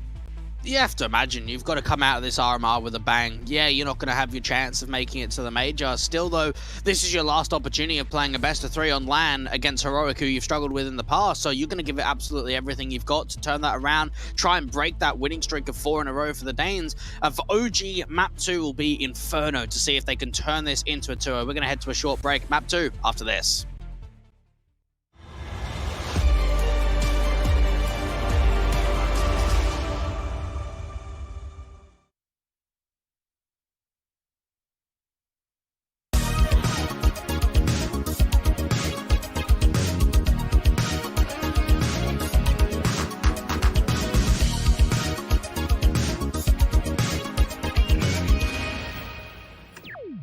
Choose nades, choose a smoke, choose a flashbang. Choose team badges to support your favourite CSGO team. Choose an ESEA premium membership. Choose routes you know bring in wins. Choose pro video tips. Choose the fan club wars. Choose behind the scenes content. Choose good grades. Choose guns you know you can shoot right. Choose bingo. Choose the equipment you know is going to get your team the win thanks to heat maps. Choose the CSGO Hub Premium, the complete package to help you and your squad achieve all your CSGO goals. 5 years, the Lanxess Arena of Cologne has been the about competitive Counter-Strike. The favourites coming in the tournament have just unlocked the intel of the air, and now they're pushing on.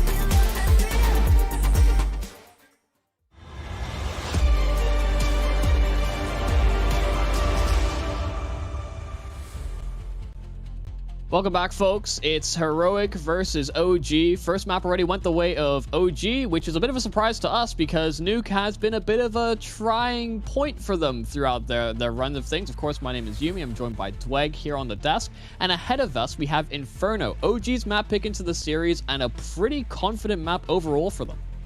Yeah, Inferno was a good map to come through from OG. The only mitigating factor is look at maybe the results that have come through from Heroic on this one too. You're picking into a strong map for both teams. There is a lot of momentum behind them, and I think OG have put themselves in a very good position going into their second map now. Yeah, we were a little unsure, of course. We understood that Heroic permabanned us too. So those are the two maps that OG, I feel like, have hinged a lot of their game plans on. Their CT sides look really, really impressive. But I suppose that comes into this talking point now of OG, they're going to start T side, where they felt like they looked a little rough around the edges when it came to yesterday's game. Yeah, that was a tight one. They were down, what, 5-14 when they were able to win 11 rounds in a row. And then you put some context on that matter. That was map 2, their map pick of the series. They go into map 3 and they get bombed. So is this the case of the mental game coming into Inferno that let's not get off to slow starts? Because both map 1, map 2, map 3, they got off to some really slow starts. That wasn't the case today, which is already a good positive for them. Yeah, they've won some pistol rounds, and they've also been able to kind of get a few strings here or there. But I think we also saw Heroic kind of come back into action, though it felt like we were getting a little bit more chaotic versions of Heroic in a lot of instances, frequently going for fast plays. I think even one of the rounds where Caden is just like in their face, we tuned into his perspective for a moment, and his aim was just all over the place. It's jittering. It's like he's playing on a different DPI or something. So, do we think that flare is going to somehow come back here for Heroic on this map and maybe spur them on a little bit?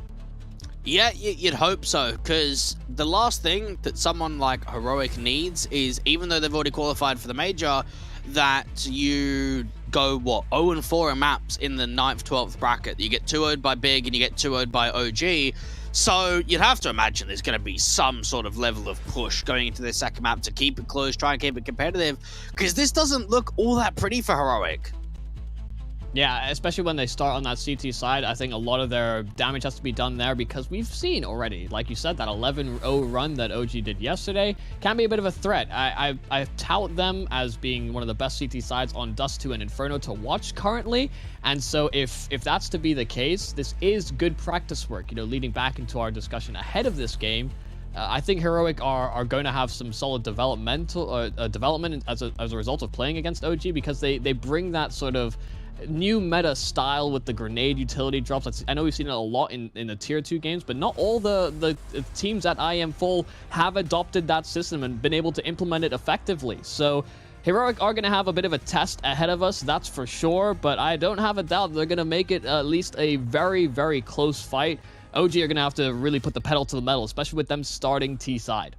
I think if it's any team to start really getting the wacky stuff in from all these grenade drops, it's going to be a team like OG. We've already seen glimpses of it. We just haven't seen the full package. And this might be something that takes months to develop, and something that it doesn't just happen overnight. And what does happen overnight is perhaps a victory to come in from OG. Aleksib just playing up from this half wall. There is players all around that they don't quite know about just yet. He does love to play around this corner very frequently. Stown, though, make sure that he doesn't get run over. And so that first point of contact, Nate to follow up. OG are fighting from distance, but they're not finding too much success. Stown just keeps tapping away. That bomb is out in the open. And now Valde has to basically deploy the smoke, it feels like, if not for the fact that Heroic had actually given up that fight. Instead, just happy with that man advantage. OG can reset off of this. There's a lot of time on this clock to really run things over towards the A side as well, but Heroic can be anywhere. Yeah, this is not a good start at all from Heroic, and just a great couple of pistol shots in from Stown to that top of banana position. And for OG, I kind of did mention at the start of this that they have been quite light when it comes to the pistol rounds. They're 3 from 8 on CT side and 0 for 7 on T side pistols. So this could then be going 0 and 8, Yumi. If they fix things. Great block in from Stown. That smoke's a little too shallow. Cadian does have the high ground with the CZ and does find the spray control as well. Valde, tapping away at one. Cadian's kind of close, and he knows that he could have repositioned, so Cadian just takes the fight to him. It's 3 kills on the CZ, and Heroic, they'll take the pistol round nice and easy. That was just a good protocol of how they're actually fighting top banana, because it didn't feel aggressive and hungry, did it? It was some more slight adjustments forward around that sort of car top banana half full position. Stown, even with not a lot of vision, is able to follow up with quite a lot of picks. He's getting support in from his teammate and in-game leader of Cadian with 3. And for OG, they get a couple of kills. They don't get a bomb down. So, hey, let's just eco. Let's lightly buy up a flash and a P250, and, well, that's it. Well, the same reaction from them on Nuke as well. Nade will not hit the money, and instead a lot of damage being done, but there's Cadian to farm in with the SMG. MP9 only gets those 2, but there's Refresh with his own, and tapping away at distance. It's nice and crisp from Refresh. MP9's hella accurate, and he makes sure to make use of it. Eric, 2-0 start, and they get most of those kills on the SMGs, so that extra cash is not misplaced. Cadian immediately gets his hands on an AWP. And we saw some difference makers coming in from the yesterday games in the upper bracket semifinals, the 9th, 12th, with OG going down into this position, losing to FaZe, boosted Mousesports up into the major. And this is what everything sort of changes with the RMR points, right, Yumi, is that even if you don't win or you lose a game, it can still make different outcomes for other teams that are playing. Yeah, you can bomb out of one RMR, but do quite well at another, and still enough to carry through it. C'est la vie. OG over towards long, do have a lot of room. Tessus nade is decent, but Flames will be right past it, but they don't clear out Shush. Valde clearing the bomb site instead. The smoke does so much, and he full spammed Mantu as well. It's Refresh at the back of the bomb site that keeps things even more interesting because OG had to deal with him as well, but Flames does double up. It's Aleksib leaving things up to the young blood in the site and trying to deal with the rotations, but they're just playing whack-a-mole back and forth. They toy with them, and now Flames has to do everything. That bomb still over towards short, but they know where Flames was last seen. Cadian, shot missed, and Texas, no, it can't be. Flames, it's an ace. Are you serious? Oh my goodness, what is that, Yumi? Oh, that is such a sick round coming through. Flames with such low HP. He's waiting for the distraction. He's hoping Aleksib can catch off some of the rotates, and he gets away with it. He's on red HP in the graveyard to win that clutch forward, an ace clutch. Oh, you don't see that every day. It's he should have been a dead man. SMG up close as well, and somehow he's still able to win the fight. That's 2 aces and 2 maps here for Flames. They have really struck gold with the young acquisition. We knew that. We've seen some of the performances he's put up so far at this tournament. Sometimes even that's not enough. What a guy. Yeah. Honestly. And for OG, that's normally a play you see in a quarterfinal or a semi-final, not in a 9th, 12th bracket. Well, Heroic going for some gimmicky stuff as well towards this B site. It's under siege. They're wrapping through construction. So many SMGs, and Cadian just gets run over. It's flying Aleksib. Tessus, smoke does give him a bit more room. There might be another player they don't foresee, but Stown runs through his own. Heroic not getting too much done, just a whole lot of damage, but the frags are sparse. 2 in a row here from OG. Immediately after, things look so dire round 3. It's like getting on the tube in rush hour over there. Just chaotic, just people everywhere. So much happening over at that B-side. And for Heroic, no one really got comfortable in that situation. They're all trying to play defensive. They're trying to work in and around the utility. There's so many smokes down. And they went for that boost, Dark. Then they get flashed, and before they know it, there's no safe haven on the site. So, yeah, Heroic really not anticipating this faster pace. I don't think they realized that OG would go into as many SMGs as that, but only surviving with the 1 player, it wasn't exactly like he could get like a comfortable rifle buy. Maybe a bit of a misread on what's going on. Getting a little replay in from that round 3 where Flames was cold to order. Jeez. I mean, how did he takes 1 SMG bullet? 1 more would have done him. 4 HP. Yeah. Insane. It all went by in a flash. Maybe it's just a flash in the pan here for the CT start of Heroic. They won the pistol the subsequent round, and now difficulties. Now that OG are on these rifles, you can see that they only have the Shush M4 refresh a 5-7, but standard issue for everyone else.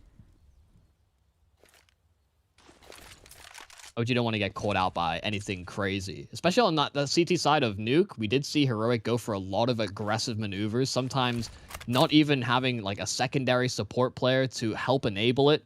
I think Refresh was the one that was kind of diving through smokes. So especially on a low buy like this, you do anticipate that Heroic might go for some initiative plays like that. So extra air of caution. Yeah, just stack it up heavy. And honestly, this stack play could work out quite well. You've got the bomb, 3 players in Banana, a couple of lurks towards the bottom of Banana, and even on second mid from niko, not spotting anything. And OG, it's going to be difficult to gather this information that it is a B stack. Do they have some sort of feeling that they are running into something? Because Heroic might retake top Banana. Oh god, timing's bad for Montu. Takes the dink and a whole lot of damage. Tried to deploy a smoke. This is all just a distraction, really, but that's the bomb being spotted out. So this really helps sell the idea that it's going to be a B play, but with 30 seconds left, the amount of space that OG have towards long, A site's destined to be cleared out, and there's no one home for Heroic. That was a decent attempt, and that's why we call it a gamble stack, don't we, Yumi? You gamble, you hope. Play the 50-50. Yeah. Unfortunately, that was the 50 that wasn't them getting hit. They're just holding on to their weapons. You've got to imagine the M4 is going to be wanting to save in. Everyone else, though, might as well have a crack. I guess you're losing some Kevlar onto Refresh. Exit kill, if you can somehow recover a weapon, bring another AK or an M4A1S into that next round, could be all right. Problem is, I don't think they can get into the apartments, which is like best place to maybe deal with like saving players here for OG. So they're a little cut off.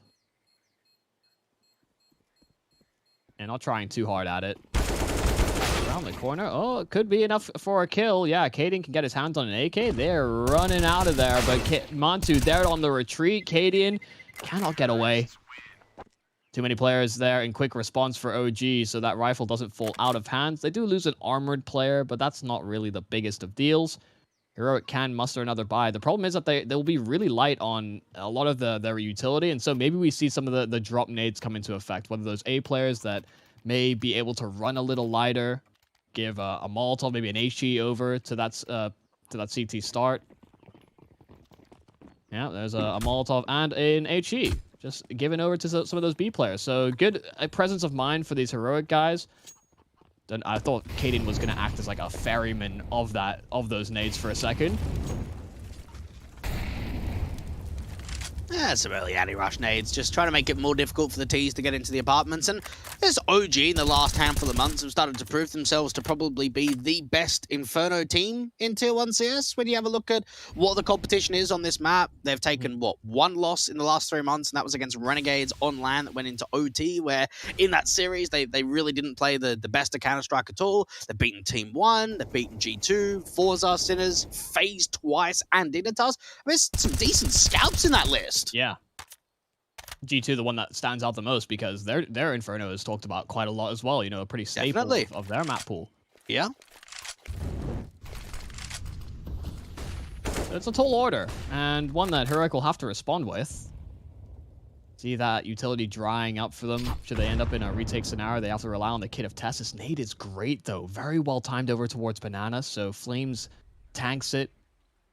Full-on headbutt and the explosion. So Stown, with a smoke deployment, can call for reinforcements. You see those rotates in from the arches coming soon, but I don't think that OG are really in a great spot to deal with the trailer. They're, I think, in store for the whole movie. Smokes in, Tessus could go in with a flash, but Stown is the first port of call, and they run through smokes. Stown and Tessus are able to lock things down. That bomb is out in the open. Their head stacked as well, so rounding the corner ain't great.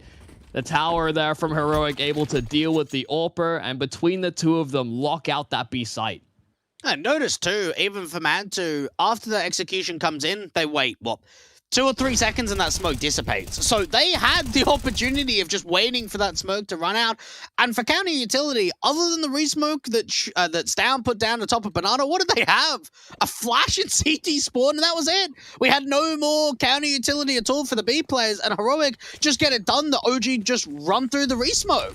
Yeah, I don't think they were ready for Heroic to be in like the perfect spot to have a deep CT flash lined up, is maybe what caught them out, but Yeah, they were running real dry and still able to pull it together. So great effort there from Heroic, but yeah, that misstep from OG to run past smokes. Deep utility now here for Heroic. Much more presence towards this banana position. Molotov in, the flash accompanying. And this time, Flames doesn't want any of that heat. HE goes down to him, unable to dodge the second though. Didn't see it coming. Oh, you baited him there. Oh my goodness! All right then. Well, they baited the peek forward. What a flick down! Hot the verticality. All right, here we are. Game on. Had like a crack peek as well, so the fact that he flicks down perfectly horizontal, that's great. Oh no, now the rush in towards the site. Oh, everyone crumbles here for Heroic. Nothing going right in those opening exchanges. They get niko, but there's OG there with fast trades. They find the trio of entries. Sorry, it was a vertical flick down. I was going to say, man, I wasn't going to bring it up. I was like, horizontal? Why have I said that? What a blunder. Do you know what I love in that round, Yumi? Is that we get a shot of a lifetime, really, from the AWPer, and there's follow-up. It's not just, oh, he's hit a great shot and the round's over. No, instead, valde gets an entry. Flames gets an entry. Yeah, aleksib gets an entry. They get out of the apartments, in from short side. It's just so much damage, and Heroic, their economy is so down the drain. They really don't have a lot of funds behind them. Yeah, I don't think Heroic were going to be in a spot to really react off of that. So it's a shot that Mantu's not going to hit every day of the week. Here we go. Oh my goodness. I mean, that's some of the advantages as well of some left eye peeks. You know, peeking with that ult can be a little devastating in towards short. You don't want to be moving in on angles like it. That's why long is often the one that AWPers will frequent. Unless they've got like an accompanying rifler with them. That's not supposed to happen. So OG continue with a little bit of this T-sided start. Yeah, sure, Heroic have clapped back with one rifle round, but that felt more like a mistake from OG than the other way around. It feels like Heroic are playing almost too passive. What's great about them, usually on CT sides, is that they are able to shift things up and play a bit more dynamically. Right now, they're playing very contained in towards these sites, and that can be quite trying. You know, OG will get away with running a little light on some of their defaults. Nades are good, but there's refresh completely isolated, and Shush dies through the smoke. I mean, the A site's free now.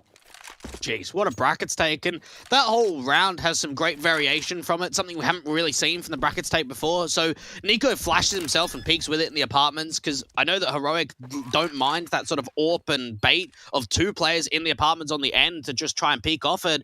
They realized, okay, nothing's there. We'll smoke off long side. We'll peek out wide into that porch quad angle. And then even valde is able to get the long player with just the slight edge of the spam, really, right? Yeah. You might have seen a slight little pixel on the edge of that smoke, or it could have just been a straight spam attempt. 2 kills on A, opens up the round, and there's not really much of a hunt, is there? niko's thinking, okay, might hang around Arch. It's not really worth it. Let's just let them hold on to their weapons. OG up to 5.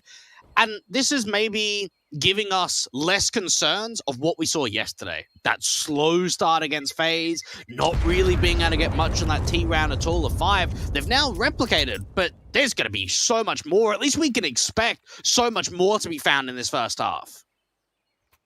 I think OG know as well this is going to be a pretty uphill battle all in all. They're expecting, as they're implementing variations themselves, that Heroic will start to throw a few curveballs here and there. So keeping that buffer nice and healthy does give them that benefit of being able to play around and adapt.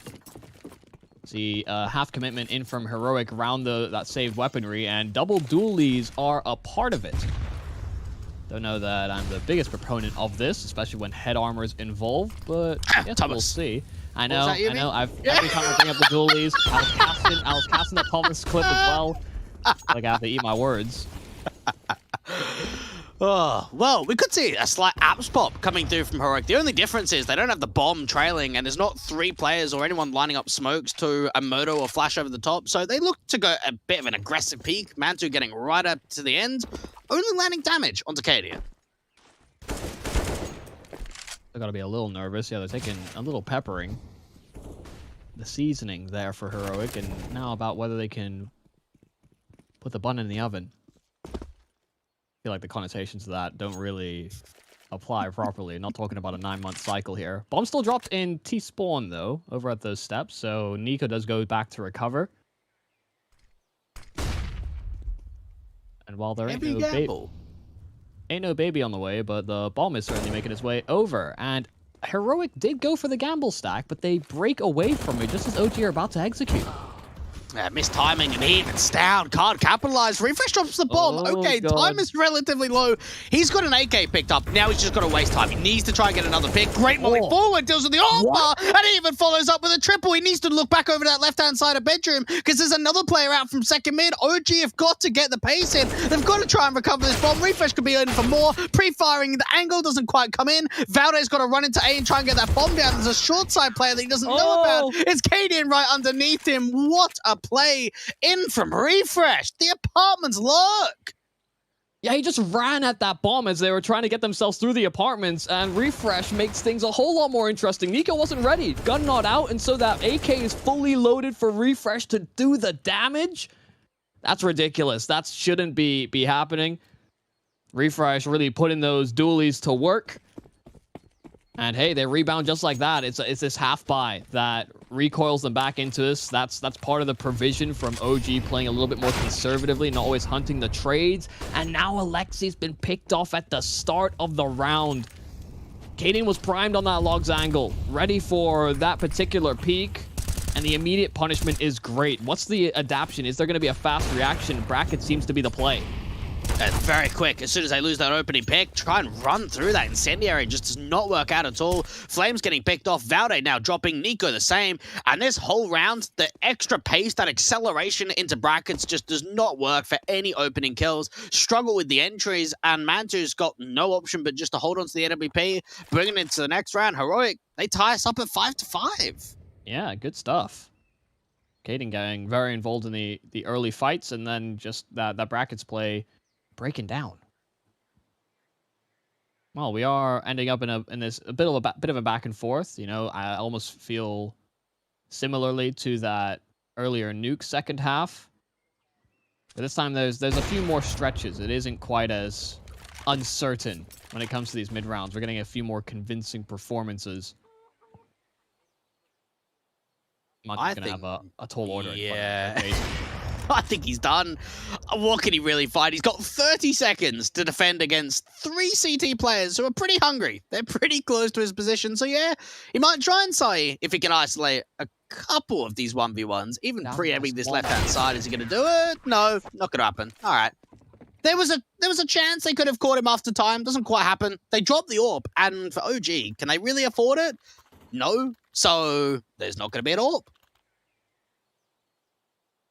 Now, do they run light? Do they run SMGs? They could have potentially bought around it. We'd seen a fast play in a B that worked quite well for them. Talked about how Heroic were kind of thrown in for a chaotic string of affairs, but no, half buy. Certainly makes a whole lot of sense. I mean, if Heroic can win one, so can we. Mind of OG right there. Nade is solid, but so is the triple nade in response. Doesn't quite connect fully onto Cadian, so he gets away. Down unaccounted for as well, and so he sends them to Pound Town. 3 kills in. So far, so good. And Aleksib, only the P250 and a flash. Great stuff in the bait and switch. Cadian again, he's fighting a lot of early contact duels, isn't he? He's playing up from this top of banana position. He's finding success with the AWP. And all it takes is that one advantage to start drawing the attention over. Stown's trying to play anti-flash. He's turning away from all the util. Ends up finding 3. And yeah, okay, he gets dropped. What about the rest of the round? There's not really much success there for OG at all. And I think as well, they kind of created that condition where Cadian, you know, you picked Aleksib jumping on logs in a round prior as well. So they maybe just thought he'd go for a similar peak. But instead, it was the whole shebang with the bait and swap. Cadian peeking down deep mid. Stowns as well up close, but he flubs the line. Mantu able to recover in time. Refresh is completely boxed in, but somehow he gets away with that. He's getting free fire spammed around the corner, and Aleksib still folds. Refresh is so elusive. He's round smokes. Oh my goodness, do they not know that Refresh is here? They might not have any idea. They're going to pre-aim it. Oh, Valde wins out a very important fight. And even for Shush, just trying to play on the other side of the smoke, they know that he's here as well. They're going to start swinging him out wide, and he can't get back to safety. So much chaos going down in that top of Banana, and Cadian, he's going to swap over to the AK. He's going to try and clutch. Yeah, coming in from the back lines. I don't know that they'll anticipate this particular rotation or not. Of course, while they were in that fighting towards Banana, could have moved to contain, so it might be accounted for on the side of OG. Another smoke is down. Valde's inside of it, head down as well.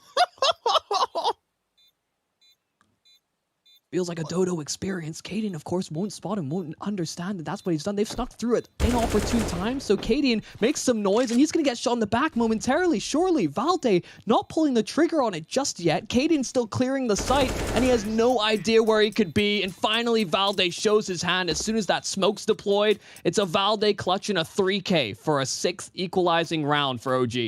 Well, I'd love to figure out how quickly Heroic start to realize how the hell he got there. Because it's like, right, Cadian's coming in for the clutch. He's coming Banana. He's clearing out the sandbags. He's clearing out the car angle. And then I've got a pick. And then, hang on a minute. I've dealt with the guy at New Box. There's someone in Banana? How's this happening? I mean, he must have walked CT. Must have. we were both hiding. It could have happened. Well, money's a little thin here for Heroic. A couple players could afford up buys, but not the full squad. They won't fully connect. The Molotovs are in. They want to really make a quick work of this. They've got these double SMGs once again here on the side of OG. This takes me back to, you know, old school Vega Squadron almost feels like. They want to run these guys straight down. The tag is great from Cadian, and Stound delivers as well.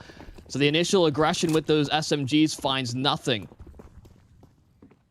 Do they just continue pace, just get quickly into this A site, try and beat the rotations from the B players making their over? They're going to have to deal with Shush out in pit, who's got an Incendio trying to slow it down. He's peeked on the contact, and now we can get that through. Molly is greatly timed, but so is the flash. Refresh found nothing, and Shush finally gets overwhelmed, but the Molotov finishes off the job. It's a trade by utility. Mantu, 1-on-3, and there's still Refresh in the bomb site. Other two players segmented off by a smoke. Refresh taking so much damage, but Mantu can't really safely cross into the site, and that smoke fades. Sound delivers the finishing blow. Up to 7 now for Heroic. They have been able to prevent themselves from getting reset here on the CT side. OG, again, might have to run a little light in terms of what they can bring to the table.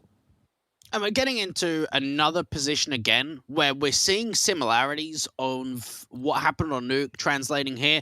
Not so much in terms of the competitive nature, the lack of streaks. Yeah, we saw that 9-0 portion for OG, and that was it. Other than that, Heroic were getting 2-3 rounds at max. Yeah. And we're seeing the same here on Inferno. Neither team has been able to sort of build up a strong economy line at all. Cadian going for a couple more passive openings. Not going to be given any of those chances with that Hero AK in Valde's hands. It's all about where he decides to place himself. The rest of the squad's just got Glocks.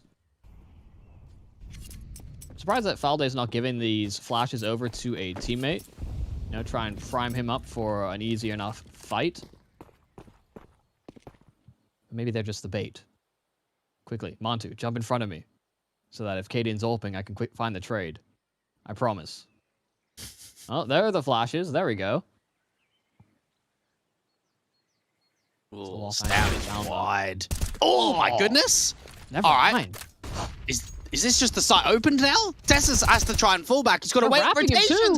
Oh, that was sick. They didn't even have a deep CT smoke. So he's thinking to himself, they're not going to wrap construction. It can't happen. They haven't smoked deep. How on earth did they manage this one? They had Glocks around 1 AK, and they take the B bomb site with minimal resistance. It's a fast entry, and then that quick wraparound. I mean, this is a done deal. Heroic are kind of posturing up to the safe here, and they're not really moving an inch. That's mad. That is completely devastating. OG should never get away with this. And honestly, anytime we see a T side like wrapping construction to get back into coffins, it's normally if we see some deep util, right? That they're getting some deep CT control, and it can be readable. You get like a lurk smoke at the first oranges, so it prevents the angles from dark and new box so you can get their way in. That didn't have any of that. So that element of surprise of Mantu coming in and dealing with the backstab, Tessus is like, hang on a minute. How has this happened? This can't be possible. like, guys, they have the B site. Oh, now they really have the B site. I'm getting shot in the back over here. Kaden, where are you? Didn't quite have the Nikes on. Not quite there quick enough. Well, that's a little crazy that OG win that round, so they get themselves up to 7. That's got to weigh on your mind to hear if you're heroic. I've got a third man over at this B site, so it can't happen again. Aleksib given a chance at it. A little jump spot there from Stown could have been devastating, but instead gets deeper control. Can clear out these logs, can even insert himself there. Miss Molly there from OG. Doesn't feel like the biggest of deals, but you never like to see it. And that whole round in the last just came to not even the AK doing the majority of damage. And Valde will be happy that he's got more support around him. Notice the protocol too for Aleksib. As soon as he takes the contact and he sees the jump spot, he just gets out of there straight away. Just gives them the respect of taking the full banana control. Nade goes out. Oh, they've seen the log player. Stan's dead. Yeah. Can't get out of that one, can you? Anytime you're spotted in logs, they know that you're there. There's nothing you can do. Oh, off angle for Tessus. The flash is brilliant. Flame's just the easiest fight he's ever seen. Kaden trying to get there in time. Another flash. This is well-timed utility all in all here from OG. Refresh runs right through. He gets 2, so it's still contestable. More space for Kaden to perform. Does he think the smoke is going to fade in time? It doesn't seem so. They're real close by. He'll have to adapt real quick to what Flames is up to. Oh, God, yeah, the barrel gives him up. So Flames ready to spring in. Shush now to clutch a 1-on-2, and he's low HP already. No utility to flush these players out, and Flames doesn't even give him the time of day. It's an 8th round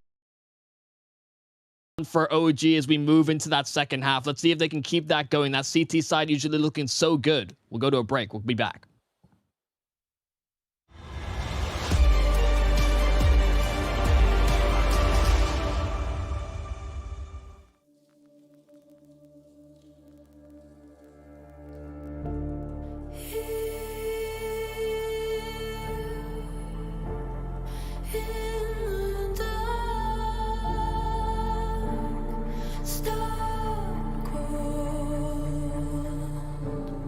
Sinking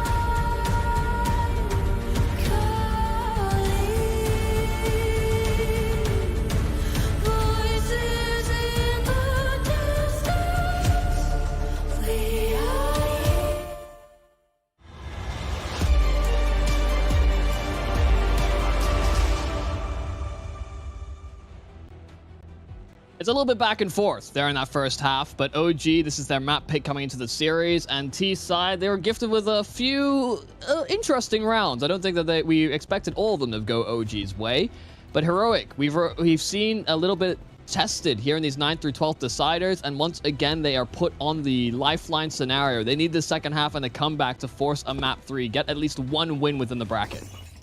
Yeah, even for Mantu, just that early jump spot out to the bridge angle, coming in from bedroom, just seeing what early they can find. And for OG, they've got a lot of players in spawn, which we don't see that often in pistol rounds. Yeah, they're really hovering about two different ideas, and the burst is coming in. Flames dodging out on most of those nades, saw them coming, and now aleksib moves into position. Flashes are ready for the counterplay. Flames is missing the shots, though, and oh, found out in the open, but finally aleksib spams through. Flames had to go for the knife because he had no more bullets. It's aleksib that's found 2 all the meanwhile, and actually aleksib sweeping up all of the frags. Now, finally, this bomb can go down, but refresh is getting spammed. How is aleksib just continuing to get these kills? It's through smokes, it's on trades, and now Shush, a 1-on-3 into CT. Valde makes sure it doesn't fall out of favor. What on earth has just happened? It feels like no one's shooting at aleksib. Aleksib doesn't even see half of these guys? Oh my goodness. That whole round is just like, Flamesy, it's all right, mate. I'm here. Don't worry. Even if you're whiffing shots, the big man's arrived. The in-game leader's here. Because, my goodness, Flames really struggled in that situation. Yeah, he was getting some of the utility from the CT players. It was aleksib that did so much work. And as soon as they tag up what Tessus at the top of coffins, they just know exactly where he is. To deny the bomb, that's sick. Yeah, the aleksib long flowing hair adds to additional echolocation, perhaps. Are you doing the same, Yumi? Because I know you've got a similar cut. Hey, whoa, nobody knows about that. Yeah. It's all behind me. Guys, you can donate me.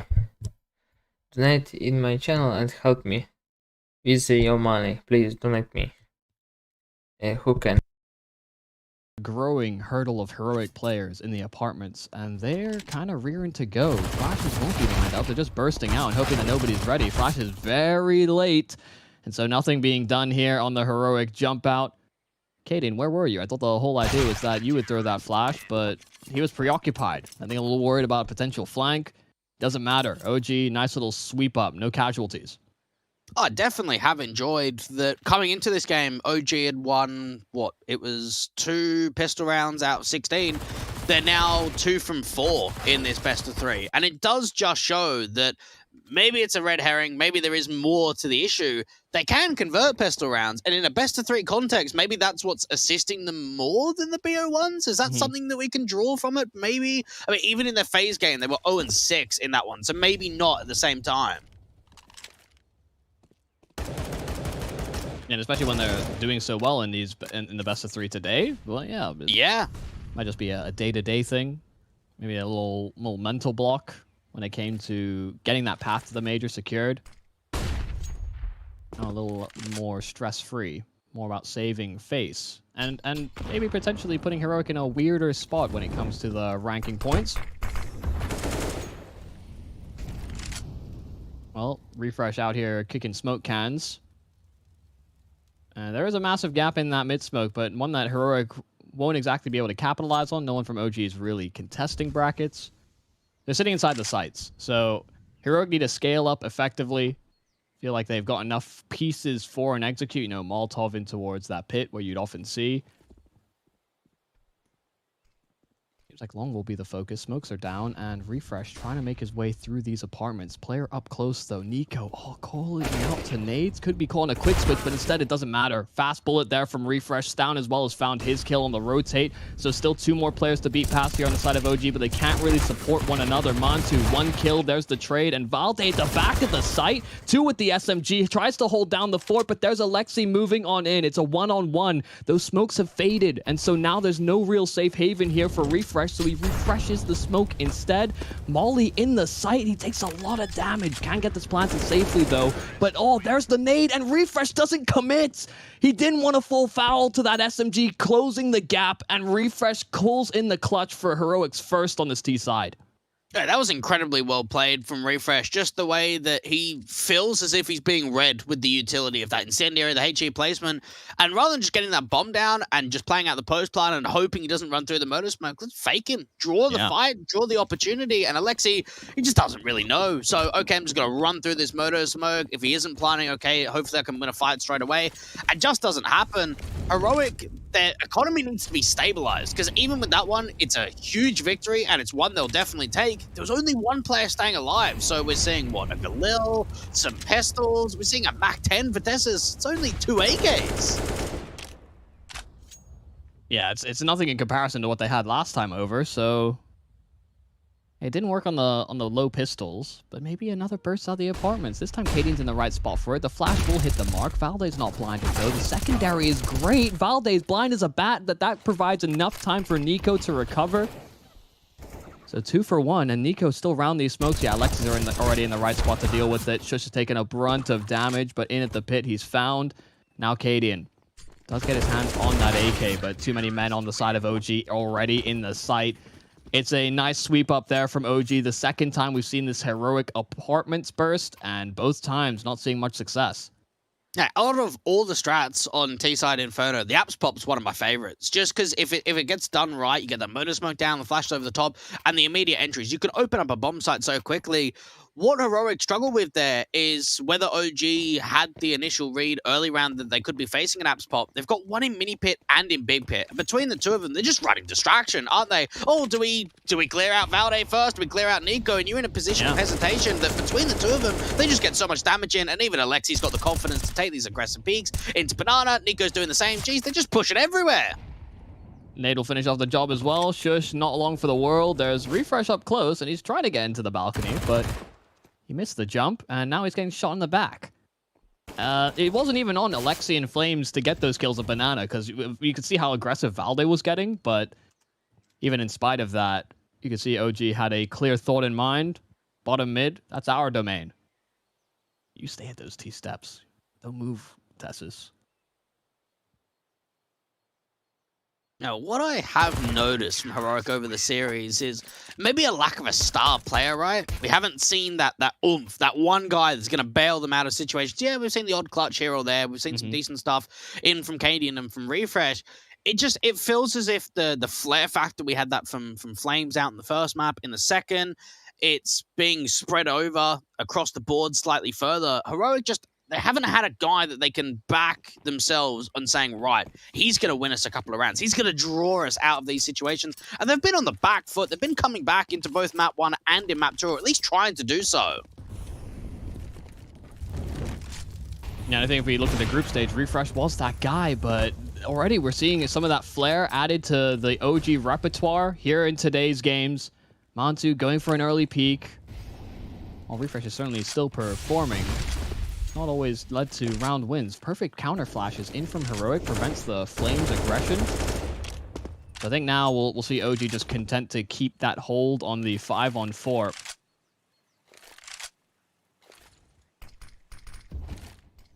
Where do they go with this? Because they haven't been able to gather a lot of map presence. They haven't been able to get a lurk up on long side, in brackets, even at the end of the apartments. They've only got Tessus quite passively.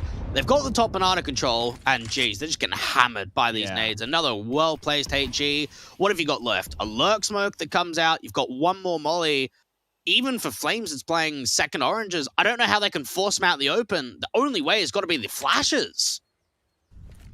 Bursting execute is certainly a possibility. You can see Smoke and Molotov still in aleksib's hands. One retrieved as Valde made the trade.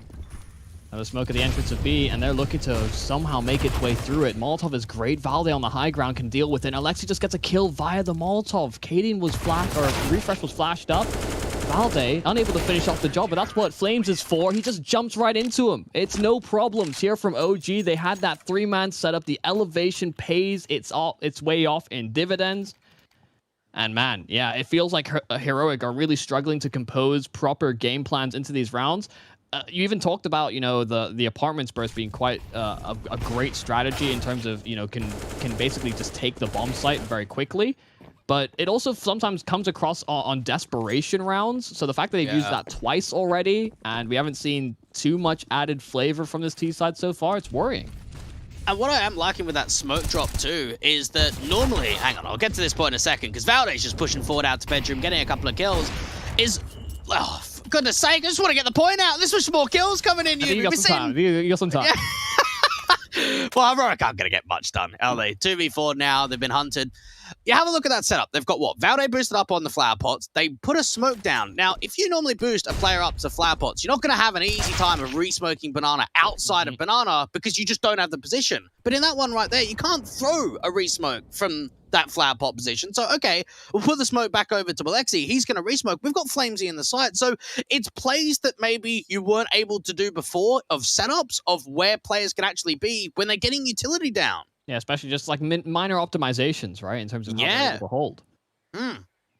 Great point to pick up on. And like you were mentioning before, not much the Heroic could do in this round. They tried to flash play in mid. They lost another player. And Kaden with a tech can find nothing similarly. OG, again, the CT side really looking impressive here on Inferno. They have been one of the early adopters of that utility droppage. Some teams shied away. We had some pretty heated debates.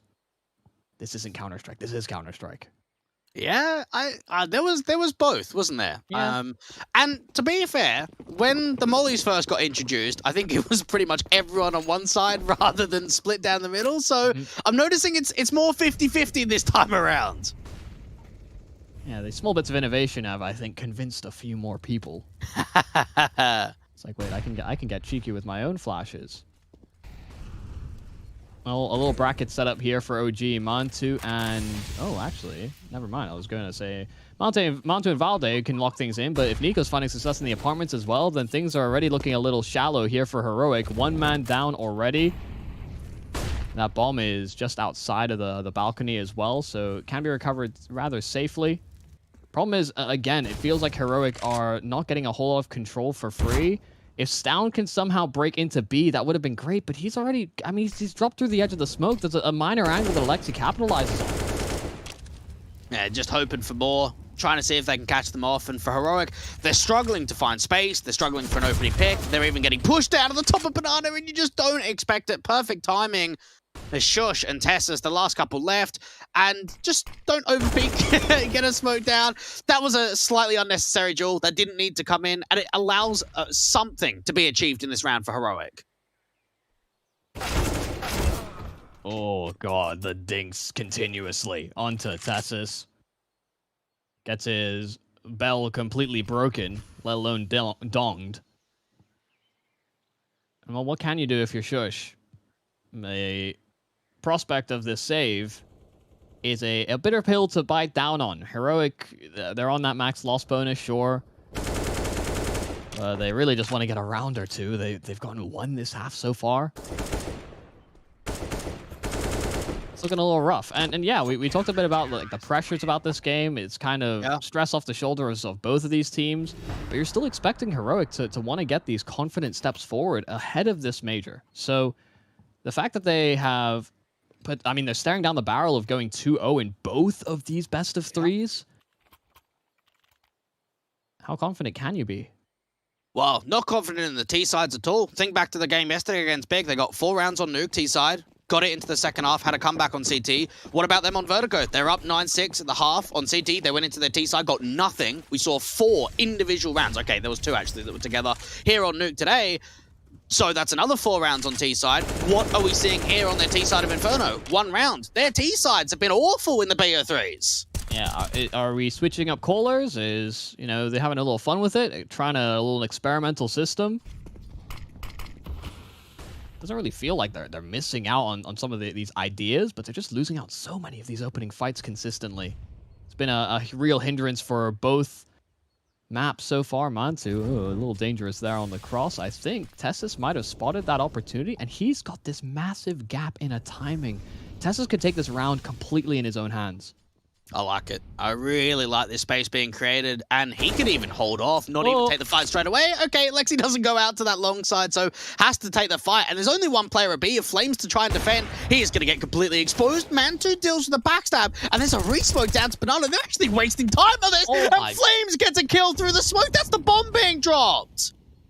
It can't keep happening. Now they're trying to move around this smoke. Mantu's in a prime position with this AWP, and the flick down is great through the edge of the wall. It doesn't matter. It's quick flicks galore, and OG, they will, I think, be able to take this 2-0. Again, I'm scared. It's refresh. It's a Galil. I've seen him do dangerous stuff from positions like this. Hazard a guess that it's not going to be this time over. Lightning can only strike in one spot so many times over. One kill onto Flames. Molly and CT as well will give him enough room to plant this one down. Maybe I shouldn't count him out just yet. Yeah, flash over. He's looking to fight. He's looking to try and get into CT. They line up for a moment. He gets one more pick, but not enough. OG making a 2-0 to end their campaign on LAN. And honestly, a beautiful turnaround, Yumi. When you think about OG's performance yesterday, where they come into Inferno, they're down 5-14, they bring it back, they get bottled in the third map. The mentality's got to be ruined after that. They've come in today, they've played some good CS, and they've ended the winning streak for Heroic. They get the 2-0. Yeah, they deal a blow to Heroic as well in terms of not being able to secure more of these RMR points, which could affect where they go in terms of like which stage they play in at the major. So it's as much as you could have done. You know, you play spoiler, sure you don't make it yourselves. And I think just being able to break past that barrier, you know, some of these guys, first time they would have been playing on international lands as well for this OG camp. So it's kind of sad that we don't get that story carried all the way through. But they show us what they're made of in these two maps. These CT sides were very, very impressive. And it didn't seem like Heroic could get anything going at all. We saw fast plays, we saw slow ones as well from Heroic. So it's not as though OG were just doing the bare minimum. They were making some great reads themselves. Yeah, and for OG, they're ranked, what, 8th in the ESL World Rankings. They're still a top-end team, and it is a shame to not see them at the major. What is going to be a defining factor, I think, moving forward is it seems as if we're starting to move away from that online era. We're starting to get more LAN events coming in, and this is now going to be the chance of what some of the onliners or the younger guys on this team are going to be able to do, and we've already seen sort of Flamesy play here in Cologne. We've now seen him at the RMR, and I think that OG have got that chance of just trying to move forward. It's that mental block, right? How are they looking at this event knowing they didn't make the major? Is it a big deal? Is it a small deal? It's difficult to get a gauge. Yeah, it's constantly just this battle about getting that most of that experience and getting them to more and more of these S tier events as well, where, you know, they haven't been able to constantly kind of make these deep runs where they just want to get some of those tournament wins. We had that conversation with Mantu where they were talking about consistency and delivering on results. And while this isn't the result they were hoping for from this tournament, at least towards the tail end, they go out with a little hurrah, a tiny one maybe. But that kind of concludes things. Heroic unable to get any points from this RMR circuit, a little bit confused about how that's kind of transpired, but they're still secured a slot in the major, so we will see them compete for that coveted trophy. It's I think calling it close here for the European side of things. Of course, we have that bracket to reflect on how we got here. Heroic losing 2-0 to Big, and then OG, even though they mounted that comeback to win that one map, kind of just got decimated after the fact. The bracket, I don't think we would anticipate things to have gone this way. No, not really. At least in terms of the competitive nature, FaZe are still playing their game up against Big, which is down on the mainstream.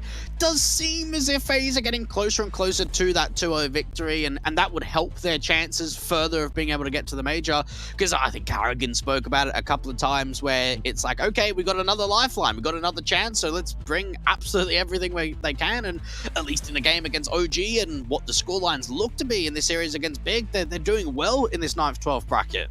Yeah, they hold their fate in their own hands. So, I mean, we're going to have to close things out here for the B stream. We are finished for the 9th through 12th deciders at the very least. I'd like to thank you, Dwight, for joining me through this. I think this will be our last set of games together. But of course, go over to that A stream to figure out who actually places 9th, because FaZe, that could be a good, interesting journey to keep track of. Thank you all for joining us here in the IEM Full Europe 9th through 12th. We have our 11th place finish in OG. We'll see you later for now. NA side is coming up later on in the day, so if you're around, do tune in for that. But for now, goodbye for now. Alright guys, as you know, we've got Refresh and Caden in the other room, and we need to hit them with some serious journalistic questions. So boys, you ready? Let's do it. Alright. Right. So this is from Refresh? Yeah. Write his name at the